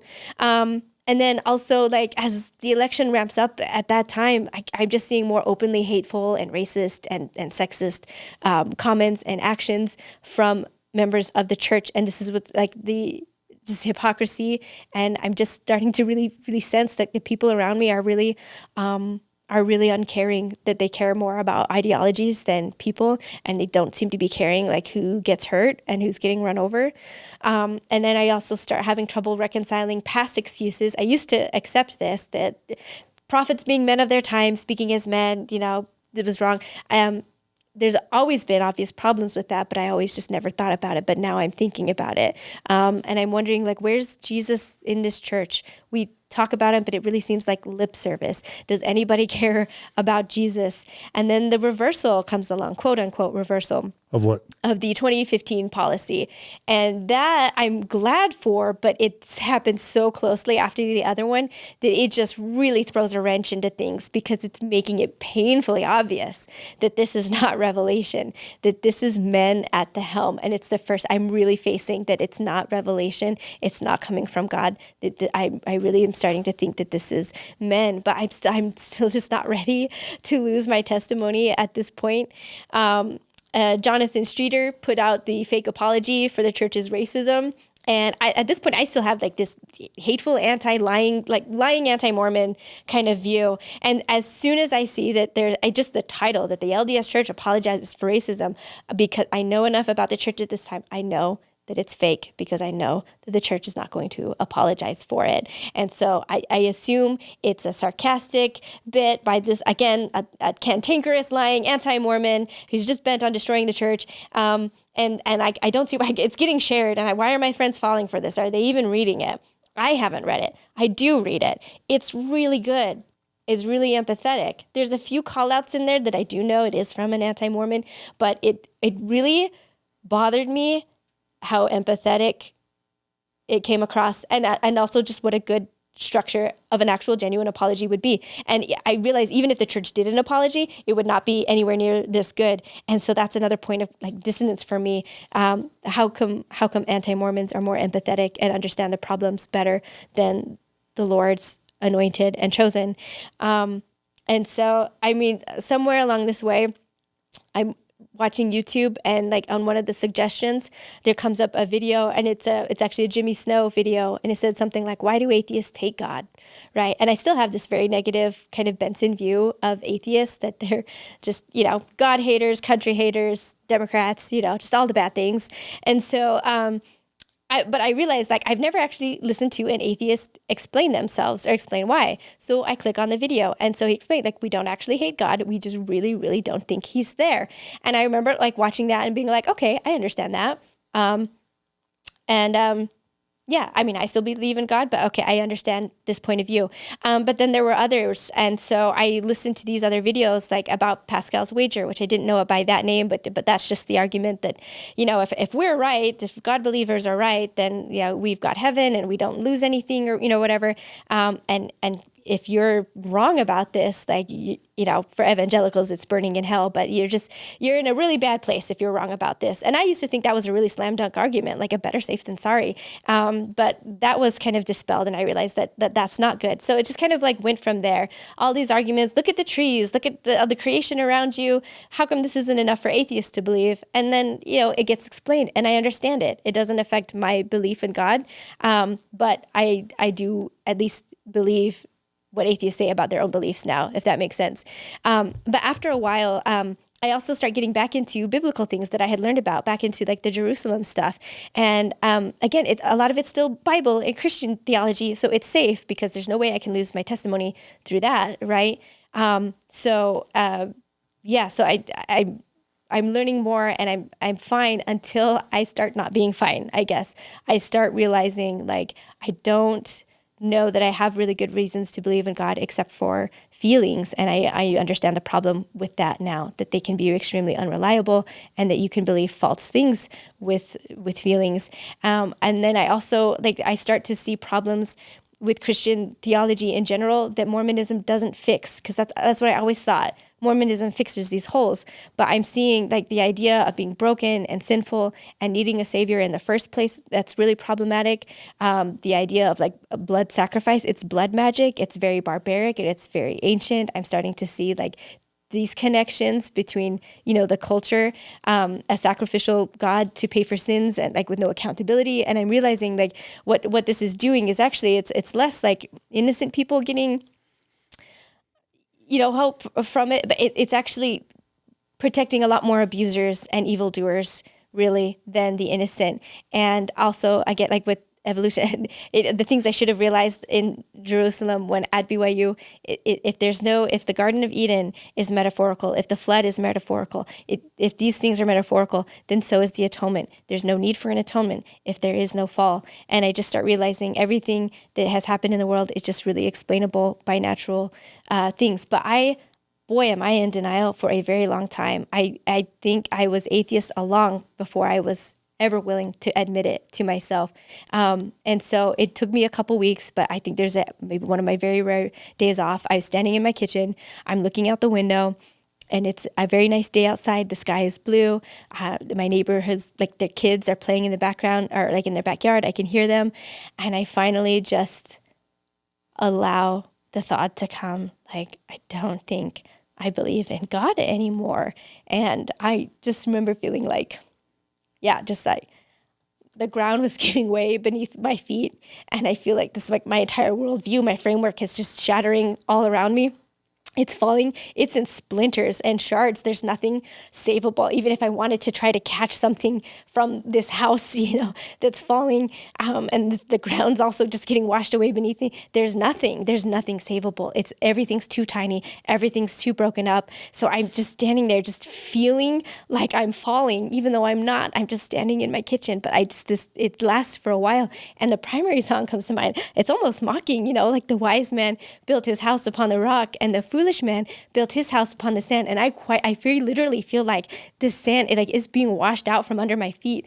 I thought I built on the rock, the rock of my Redeemer, Helaman 5:12. If you build on this rock, you cannot fall. But I am, because it wasn't a rock, and it's washing away. And I feel powerless. I cannot stop it. I can't get it back. It's gone, it's gone.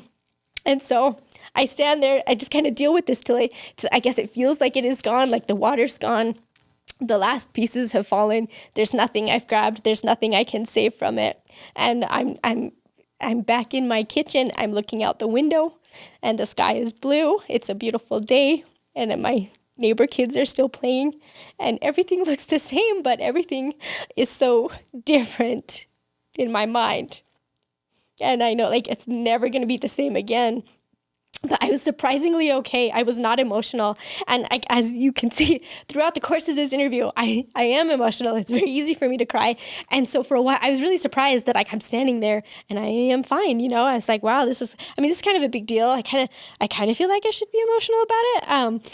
But then I just start, I don't know, a weird overreaction. I'm like, no, I don't need to cry about this.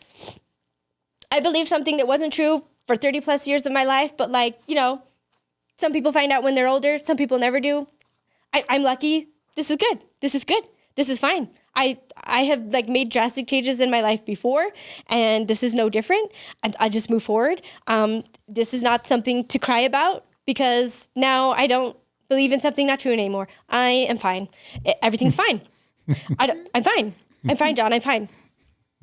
It's fine. I don't need to cry about it. Why would I cry about it? I'm fine. It's fine. And I say that out loud, for quite a while. And I was fine for a couple weeks.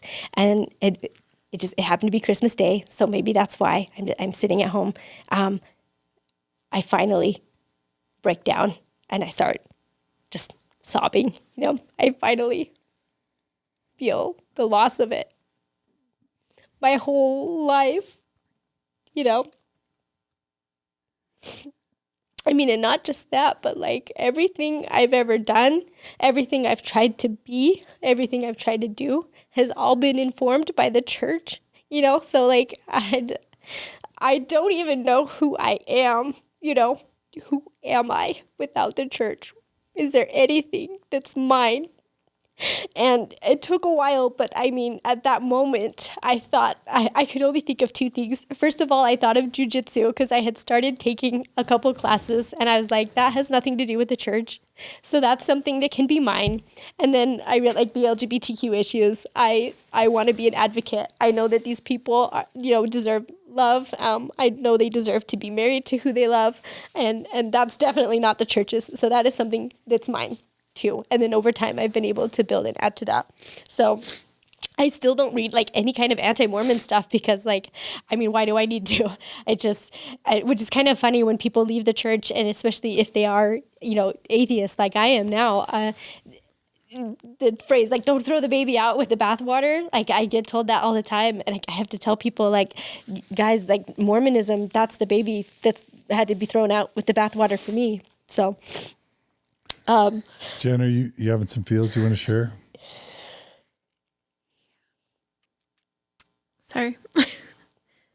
No, I just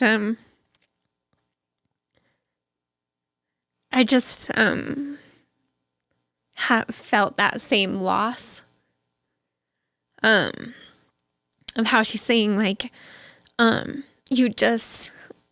just comes a day in like a deconstruction from a high demand religion where you just have to feel it. Like you just feel the loss. You feel the loss, and you have to, and with the loss comes, the next question, which was the same for me. Well, who am I?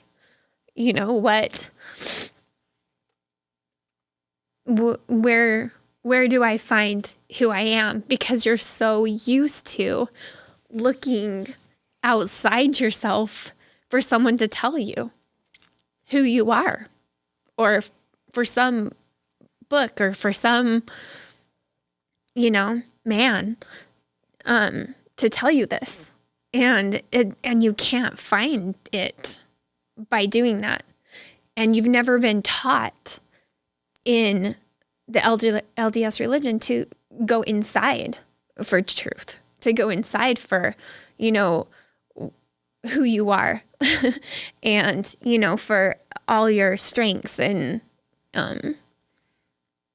what feels good to you, like for the love for everyone that like Maven's talking about now. She gave herself the agency, which is funny, the agency to go inside herself and say, no, I love these LGBTQIA plus people. I don't think anything's wrong with them. She went inside and said, like, am I less, and she wasn't. She's not. She's not less in any way but the church will tell her she is. And it just breaks my heart, because no one should feel that way. Like, no one should feel like they're less. No one should be told that. And I don't believe any God, no matter what God you believe in, would ever say that to someone, would ever tell them that. Or want you to feel that way. Right. It's kind of like going into the interaction with the bishop around welfare, but feeling that way about your entire life. Yeah. Yeah. How And could you're allowed to Jesus' go church make you feel inside that yourself, but only as long as it agrees with the brethren, So Yeah. if there's anything that you come to inside yourself that does not, then Yeah. you have to well, discard and that's truly not going inside yourself. Right. And Yeah. the other thing that Maven said, that I just have to say this again, because I've never thought of it this way. And like, it made me, like, you put words to like a feeling in me that I've had forever, like in the church. And I just want to say, I actually had to go back to your timeline because I wanted to see exactly what you said. But you said, I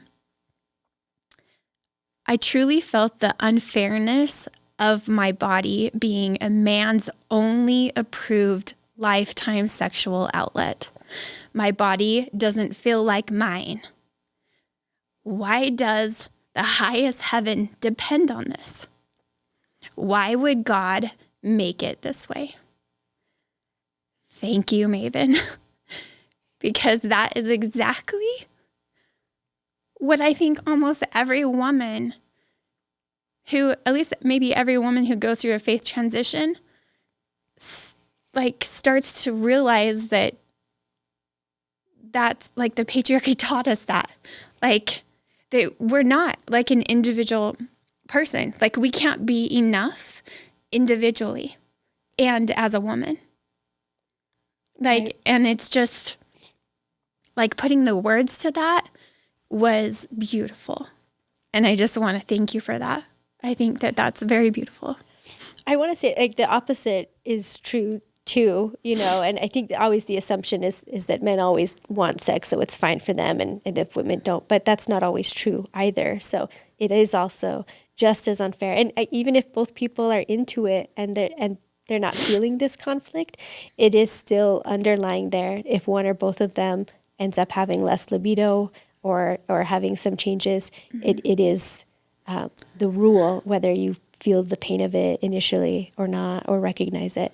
Well, and but they even teach it in an eternal realm. Yeah. Like when you get to heaven and you have this eternal family now, like the only thing that's the woman's job in an eternal realm is like producing spirit children, and that's what she does for eternity.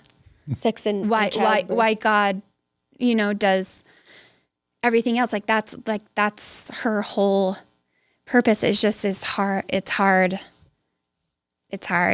But I think your words were beautifully put to an eternal perspective on that is what I was thinking. And then also an earthly perspective for those that are believing. So going off of that. Thanks, Jen. Yes, thank you.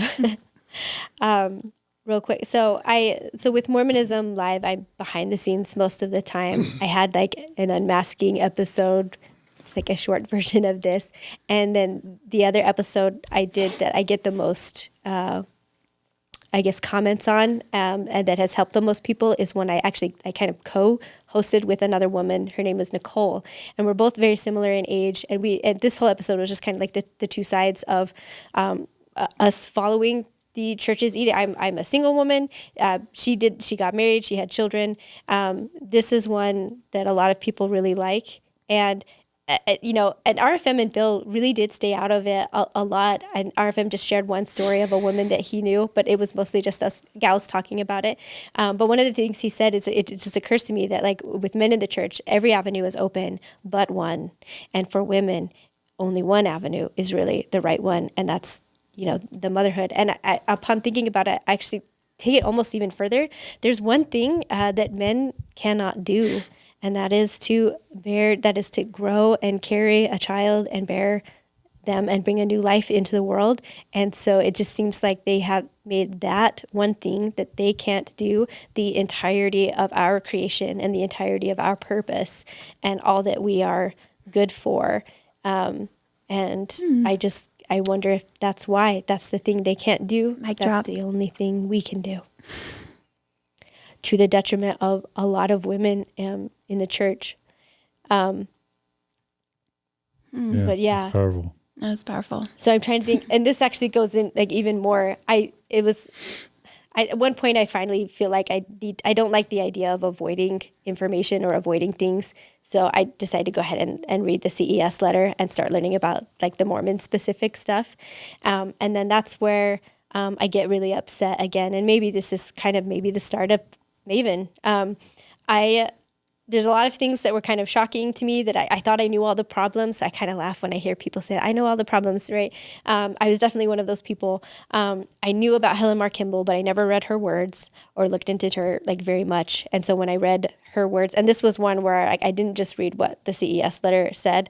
I went into the journals. I read the whole thing. And she was the 14-year-old Joseph Smith. She was the 14-year-old bride of Joseph Smith. And she was the one, like, even though I knew about, I would try to before think, like, maybe she was a really mature 14-year-old and maybe she was fine with it, But when you read it, like, she's not fine with it, She says, like, her childhood is taken from her, We've got a Mormon Stories episode about that we can share. Yeah. And it just takes me back to when I was like 14 or 15. I'm in Apple Valley. I'm literally right next door to the FLDS. I see them all the time in Southern Utah. I'm remembering the time that I'm doing these scrupulosity tests with myself in my mind. Would I do this? You know, what if polygamy came back? What if I had to marry an old man? What if it had to be sexual? Like, you know, what? And I think through that time, I trust the prophet. And so if I was asked to do that, I would do that. And so I just see myself in Helen Mar Kimball. And I just feel like I'm so lucky that I really escaped that fate. But she didn't, you know, and it was miserable her whole life. And the members of the church want to point out like that she was an advocate for polygamy. But she was an advocate, but she was miserable, and she was very clear that she didn't like it, but she thought that it was what God wanted. And honestly, the advocacy, it makes sense to me because this is a part of her story that people don't know, and I don't remember the episode you did, so I don't know if this is talked about. But she got really sick. She was really, really sick. She's on death's door. And when you have somebody who's really, really religious, you know, and feels that God is in control of things like this, and they are that sick, it's understandable. It's natural to think that they would wonder, you know, and well, first of all, be asking for God to fix it, to help, and to wonder if there's something that they've done wrong to deserve what they're getting. And what could Helen Mar Kimball have done wrong? What's the thing she's most upset about? She's still very young at this point. What is the one thing that she hates the most about her life? It's her marriage to Joseph Smith. So of course it makes sense that if she's feeling like this illness is a punishment from God, what would he be punishing her for? It's that. This is how she gets her testimony that polygamy is from God. And so she agrees to fall in line and she gets better. That's why she's an advocate. It could happen to anybody. It's not because she liked it or anything. Anyway. It's also super bad logic because you know, David Koresh, Jim Jones, Warren Jeffs, Keith Raniere, Bhagwan Sri Rajneesh, pick your cult leader. You'll be able to find women who were mistreated, who will bear testimony that their cult leaders were of God, even after everything unravels, even after the house erupts in flames or a ton of people die by chemical suicide. You're always going to be able to find survivors who retain belief in the cult leader. So it's just a bad argument. Agreed. The other one that comes to my mind is Elizabeth Smart. Yeah. And she was also 14 years old. Yeah. And it took her captor less than 9 months to make her believe and act and Brian David Mitchell. And speak up for him and defend him. Less than 9 months for the same age girl. Means nothing. Yeah, and it means apologists nothing. Know that. Yeah. So they shouldn't. Yeah. I feel like this is something that really gets me, that I feel like I'm hearing some apologists say more, or even like people say to me like, well, let's listen to the women. The reason why this makes me mad is because, first of all, the women's stories have been silent. They do not, we've had these presidents of the church manuals, right? Like they never bring them up. You really have to go digging to find what they say. And here's the thing. They don't want you to listen to everything they say, because so many of these women, Helen Mar Kimball, Lucy Walker, it's clearly there that they're upset, that they're just, it's not just upset, but they're sickened. They're sickened by these proposals initially. It goes against everything that they believe in, that they think. And the thing when apologists want to say, like, to people like us, to say, like, listen to the women, they don't want you to listen to those parts. They want you to listen to the testimony that they got at the end. They want you to ignore the very clear coercion. Lucy Walker says, like Joseph Smith tells her, like, look, this is God's will, like, and if you're not going to fall in line, like, I don't know what to say for you. Like, the gates of heaven are going to close against you. This is something he says to her, but they don't want you to they ignore that part. She had a spiritual experience, so that means it was from God. So all the other coercion doesn't matter. This is the part that they want to listen. Or when it's modern stuff, they want you to listen to women in the church who are spouting what the men say. And I was one of those women, and now I'm not, and they don't want to listen to me because I'm on the outside now. I've had a man tell me, I should listen to women in the church to see how they feel, even though I'm telling you, I am a woman. I was a woman in the church, and it's not okay to go against the brethren. It's not okay to really have your own voice. So listening to them, it could be their real opinion. No one can ever know, because that's the only okay opinion to share. Anyway, this is one thing that just gets me when they say, yeah, listen to Helen Mar Kimball. She was fine with it. She wasn't. So this is where I really start feeling, and this is also where I'm starting to really see how I was harmed. Because at first I thought, even though I don't know who I am, at first I thought like my mission was okay. I didn't have any major I wasn't sexually abused by a bishop. A lot of awful things I'm hearing. I don't have any of these things. It takes me a while to realize how much of my voice, how much of my options, just how much of myself that I gave away for the church. And this is where actually I find Mormon stories. I start with the top 25, and there's just so many that helped. And I really like the long form version of it. I know there's jokes about it, and initially when I was having my unmasking, I had too many things I want to go over. And so RFM made the joke, this isn't Mormon stories. We got to shorten it down. Our show's just 1 hour.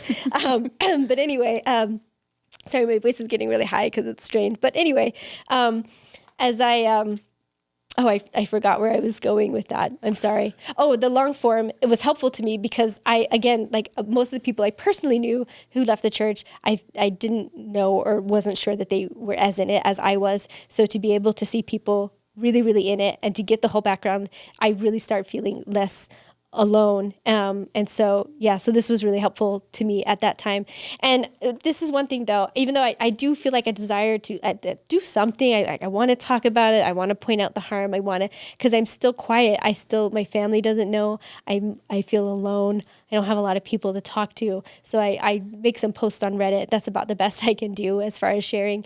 But I also realize a lot of people get over it within a year or two. It's that first year is the hardest, and a lot of people move on after that point. And maybe it takes an extra year, but a lot of people move on at that point. So I kind of assumed that I'm going to move on. So initially, I don't tell my family. I'm not sure how to do it. I keep quiet for almost a year. And at this point, not much has changed. I feel better in a lot of ways that I don't believe in the church anymore. It's false. I'm free from a lot of this dogma and indoctrination. But my life is exactly, in every other way, it's basically the same. Until there's an unexpected death in the family. It's my extended family. And this kind of, I was wanting to maybe come out around this time, but this kind of forced me back under because it was just really bad timing. But it also kind of really fueled the idea that I got to change things in my life, and I think I got to start saying something. But this person, she's only 23 years old, and she was 9 weeks pregnant. And she died of a pulmonary embolism. It was a complication from the pregnancy, a very common one. But it wasn't just that, because the whole pregnancy was extremely, extremely difficult. She'd already had some scares. She'd been to the ER. They were starting to talk about some treatments of having a nurse come over once a week to do something for her. It was a really, really tough pregnancy from the get-go. I helped make a memory video for her funeral, so I'm getting all these video clips of her and pictures of her, and she was beautiful, and she was full of just vibrancy and life, and I feel like she's also, of course, Mormon, but I think she was able to live a bit more of an authentic life than I was able to, at this point, but I just can't help but just keep thinking about her. And even though I hadn't met her very many times, I still get really emotional when I think about this, because it was just really tragic and it was really unexpected. Nobody saw this coming, of course, But I just wonder, because I know she was raised like I was raised, and we were both good Mormon girls. And when you are married, good Mormon girls don't put off having children. You have children, and you don't you have as many as you feel like you're supposed to. This is our purpose for existing. Going back to what we said before, like this one thing men can't do, this is what we are supposed to do. And I just can't help but wonder, if it wasn't for that, would she have, like with the health issues she had, would she have chosen to wait longer? Would she have chosen not to at all? Or if she was and things were going this badly, maybe would she have had the choice to try to end it out of concern for her life, I just wonder, if she wasn't Mormon, would she still be here? Would we still have her, And you can't ever know for sure. Things happen, It just hurts, though, to know, that this is... I just don't think she really had that much of a choice because of the belief system and the messaging for women around pregnancy. Like, even for health reasons, it's viewed as being really selfish if you don't want to have children, or like it's just, you're just trying to avoid discomfort or inconvenience. It's just never really talked about that it's your life on the line. And it was right after this that Elder Anderson gave his talk in conference that was like, first of all, against abortion, but also like telling women to have more children, right? And he tells a story specifically of a woman that had difficult pregnancies, right? But felt an impression that she should have another kid. And so she does. She has a very difficult pregnancy, but they get this beautiful girl. And in the hospital, she gets another prompting that there should be another one. So that she has this is her sixth now, extremely difficult pregnancy. But then they have another beautiful girl. And now their heavenly family is complete thanks to her listening to these promptings. And it just made me so angry, because I just thought, Elder Anderson is never going to tell a story like ours. He's never going to talk about somebody who died.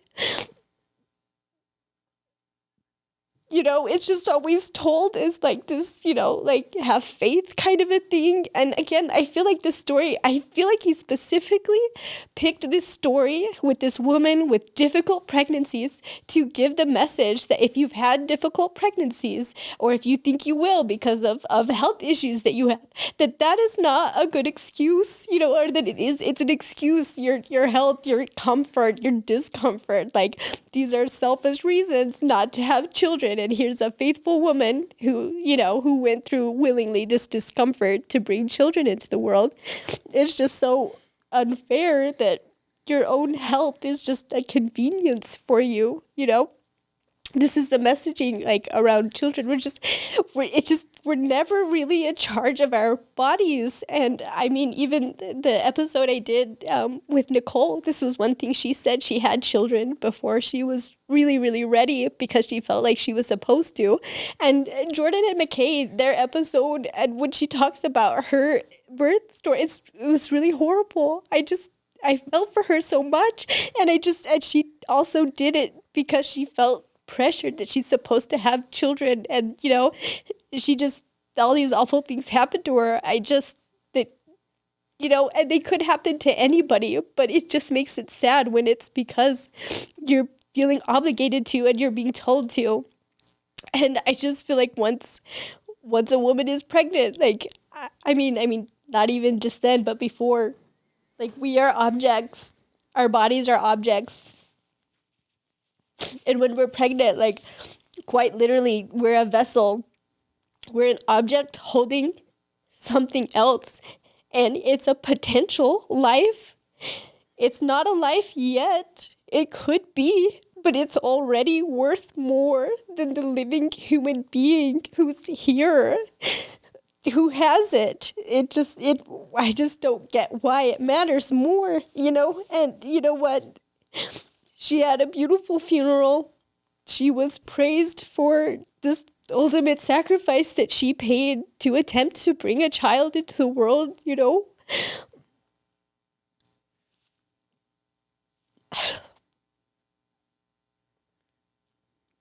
Nobody misses that baby. We never even found out. It wasn't big enough to even see what gender it would have been.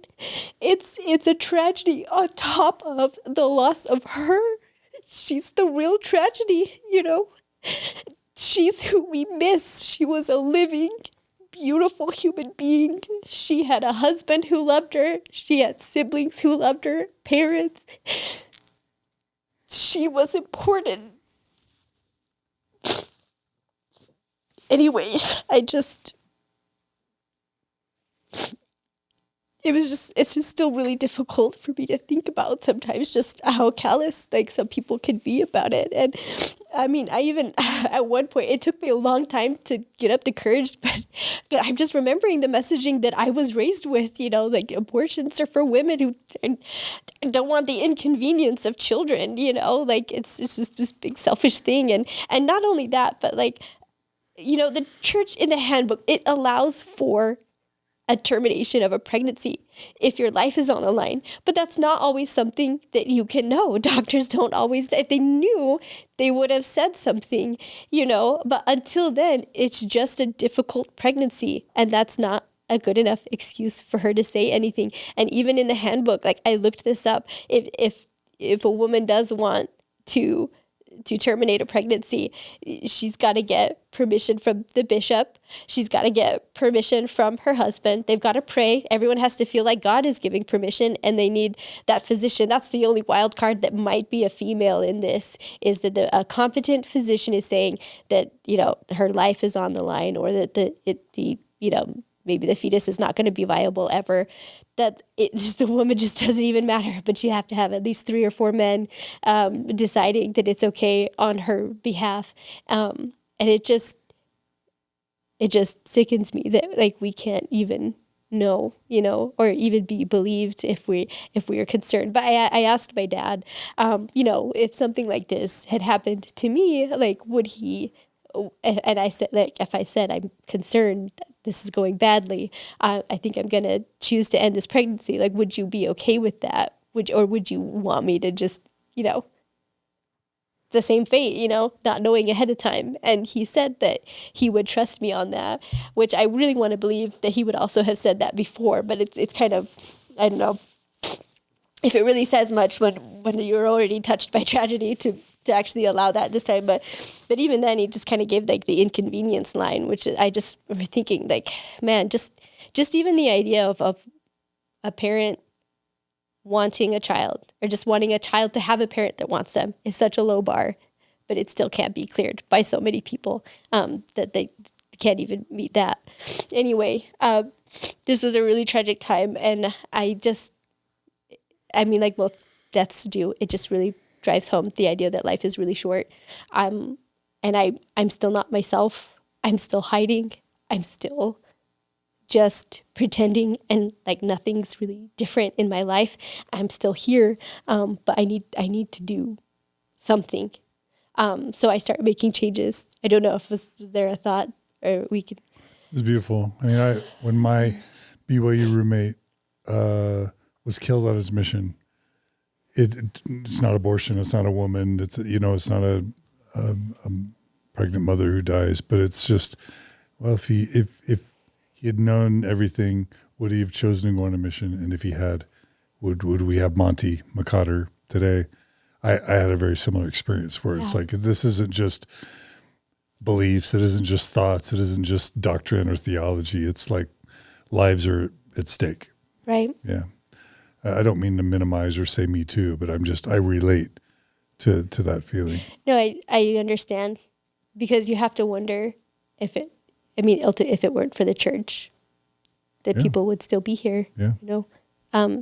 And it's one thing to deal with when you know and you believe that the church is true. But when you find out all these things that you didn't know and you don't believe it's true anymore, it just makes it all the more tragic. Because it's all for a lie, you know.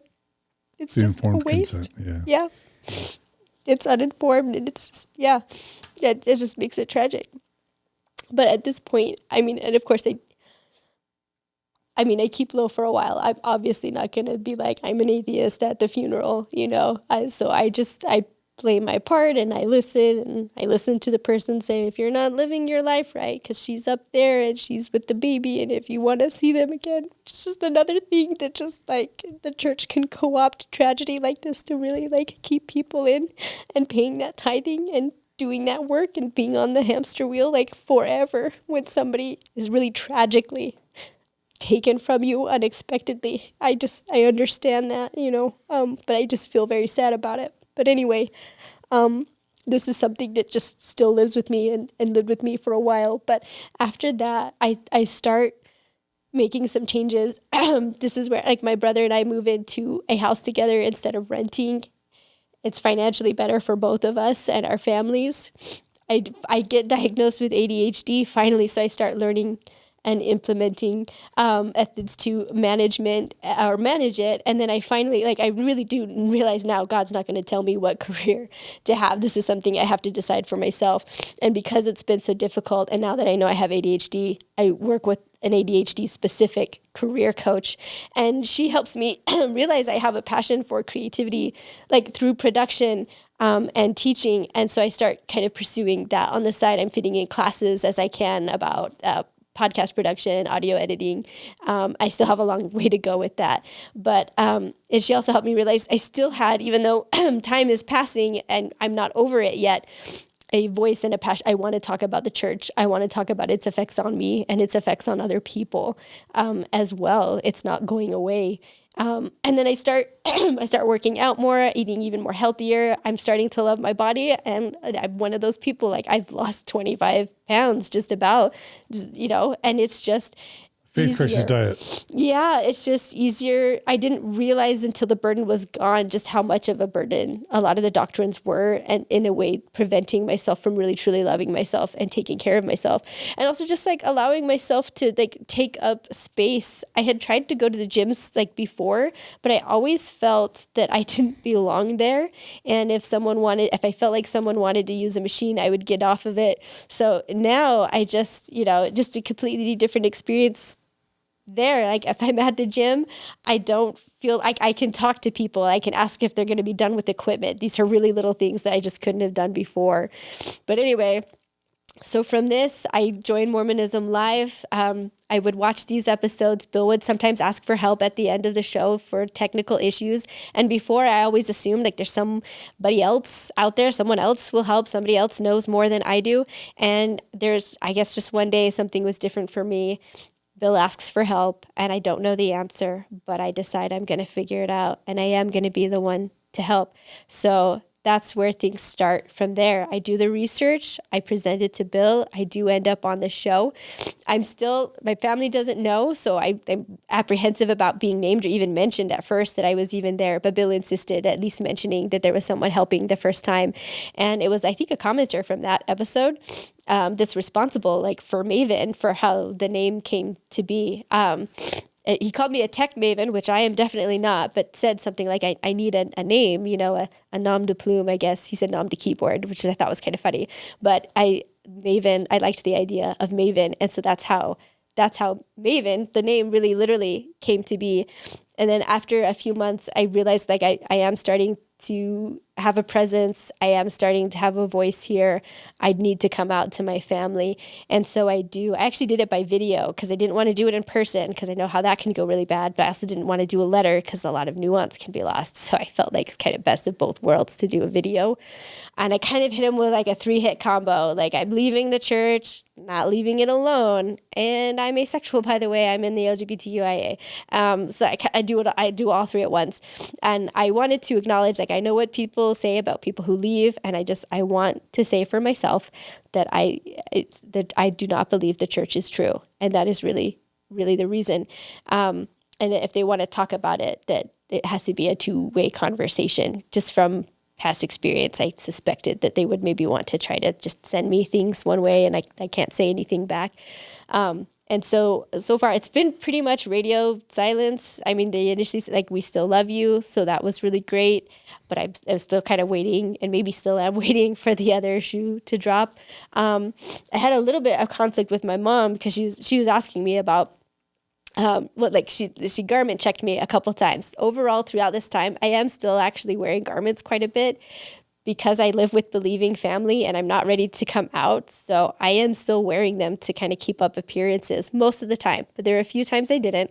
My mom clocked me on those. And so she was asking me, when did I stop wearing garments? And then especially with the asexuality, one of the reasons I didn't want to talk about it is because I thought my family won't understand and they will just think that I'm a lesbian and I'm not willing to admit it. So I'm just kind of doing this like weird in-between route or something. And that's kind of what was happening with my mom. She was asking me if I was sexually active, and I didn't answer her directly. I asked if she was sexually active, just to kind of like try to give the hint that like maybe some families are open and can talk about these things, but our family never has been. It was an inappropriate question. And so that's why I just asked it back instead of answering. But she just said like, yes, I am. I'm married. I was just wondering about you, but not anymore. And I didn't even answer that. It just doesn't matter to me, like whether she's accurate or not anymore, because she has this idea. And I was talking to RFM about it, just kind of complaining a little bit. And he made a really cogent observation. And he just said, when somebody dies, we want to know why. It's just like this inherent human thing. We want to know why. We want to know if it's something that can affect us or not, or if we're safe from it. He says, it's occurring to me that your mother is not asking these questions to be annoying or to be disrespectful to you, but in essence, she's asking you, how did you die spiritually? How is it like that this happened to you? And it just made a lot of sense to me. And RFM is like full of really great things like that sometimes. So like, that was just one of the things. And then both my brothers, I think they don't get it. One has been out of the church his entire adult life, but I think maybe just as a male, it's just a different thing than as a female growing up. They're so controlled over everything. But because one of them, the one that's still a believer, he was like, so, okay, now that you're not a member, what are you going to do? Like wear tank tops and drink coffee? And then my other brother who's been out, he was like, what do you want to do? Like drink beer and go to a strip club? It was a really similar comment from both of them. And it just kind of showed me, I think they just don't get the freedom of mind and body a woman has when she leaves the church. So anyway, so they know that I have a pseudonym. They know I'm kind of out there. As far as I know, they haven't found me. If they find me, if they know, and that's fine. I'm just not going to give it to them. But that's it. The rest is history. That is Maven. And I guess I feel like I'm kind of ending this really sadly. But I want to say, and I know this is the thing that like you can't believe if you're a member, but I really am happier than I've ever been before. I feel lighter. I'd like to dance just even in my house, just listening to music, just doing chores. Just there's so many ways that life is better. And yes, I am still wrapped up in the church. I'm still in a space where I want to talk about it because I feel like it hurts people and it's still hurting people. And so it's not something that, I mean, it is sad to talk about, but it's also very fulfilling. And I just want to make people's lives better. And so to me, that's worth it. It's not a thing that I'm just angry and negative and I'm wrapped up in it, and there's a lot more to my life than just that, than just Maven. But but I feel optimistic about my future and I wouldn't go back. I would never go back. And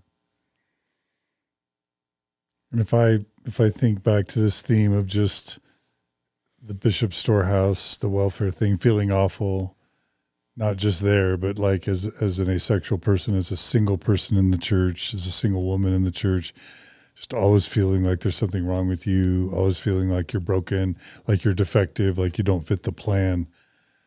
How can you not lose 25 pounds and feel better than you've ever felt before? Right. To leave that behind. Yeah. Or I was trying to say with the gym, which I feel like I kind of butchered, but just feeling like I deserve to be in a space, just even like out in public. If I'm using a machine and someone wants it and I'm not done, I don't have to give it up for them. I deserve to be here. I deserve to finish my set and then someone else can have it. Simple stuff like that. I just could not do that before. I would have felt like I'm imposing on somebody, especially if it was a guy. Like, this is a gym guy. This is his space. I'm an imposter, right? I don't belong here. Just stuff like that. It's just a complete different mindset. I deserve to be here. When I think of you looking at the cake mix, like, do I take the cake mix or not? I'm like, take the cake mix, yes. Maven. You deserve The cake. Yes. If I want it. Absolutely. Thank you. Jen, you want to add anything? No, I'm just proud of her. I'm just proud of her for taking up space. Yeah. Thank you. Yeah.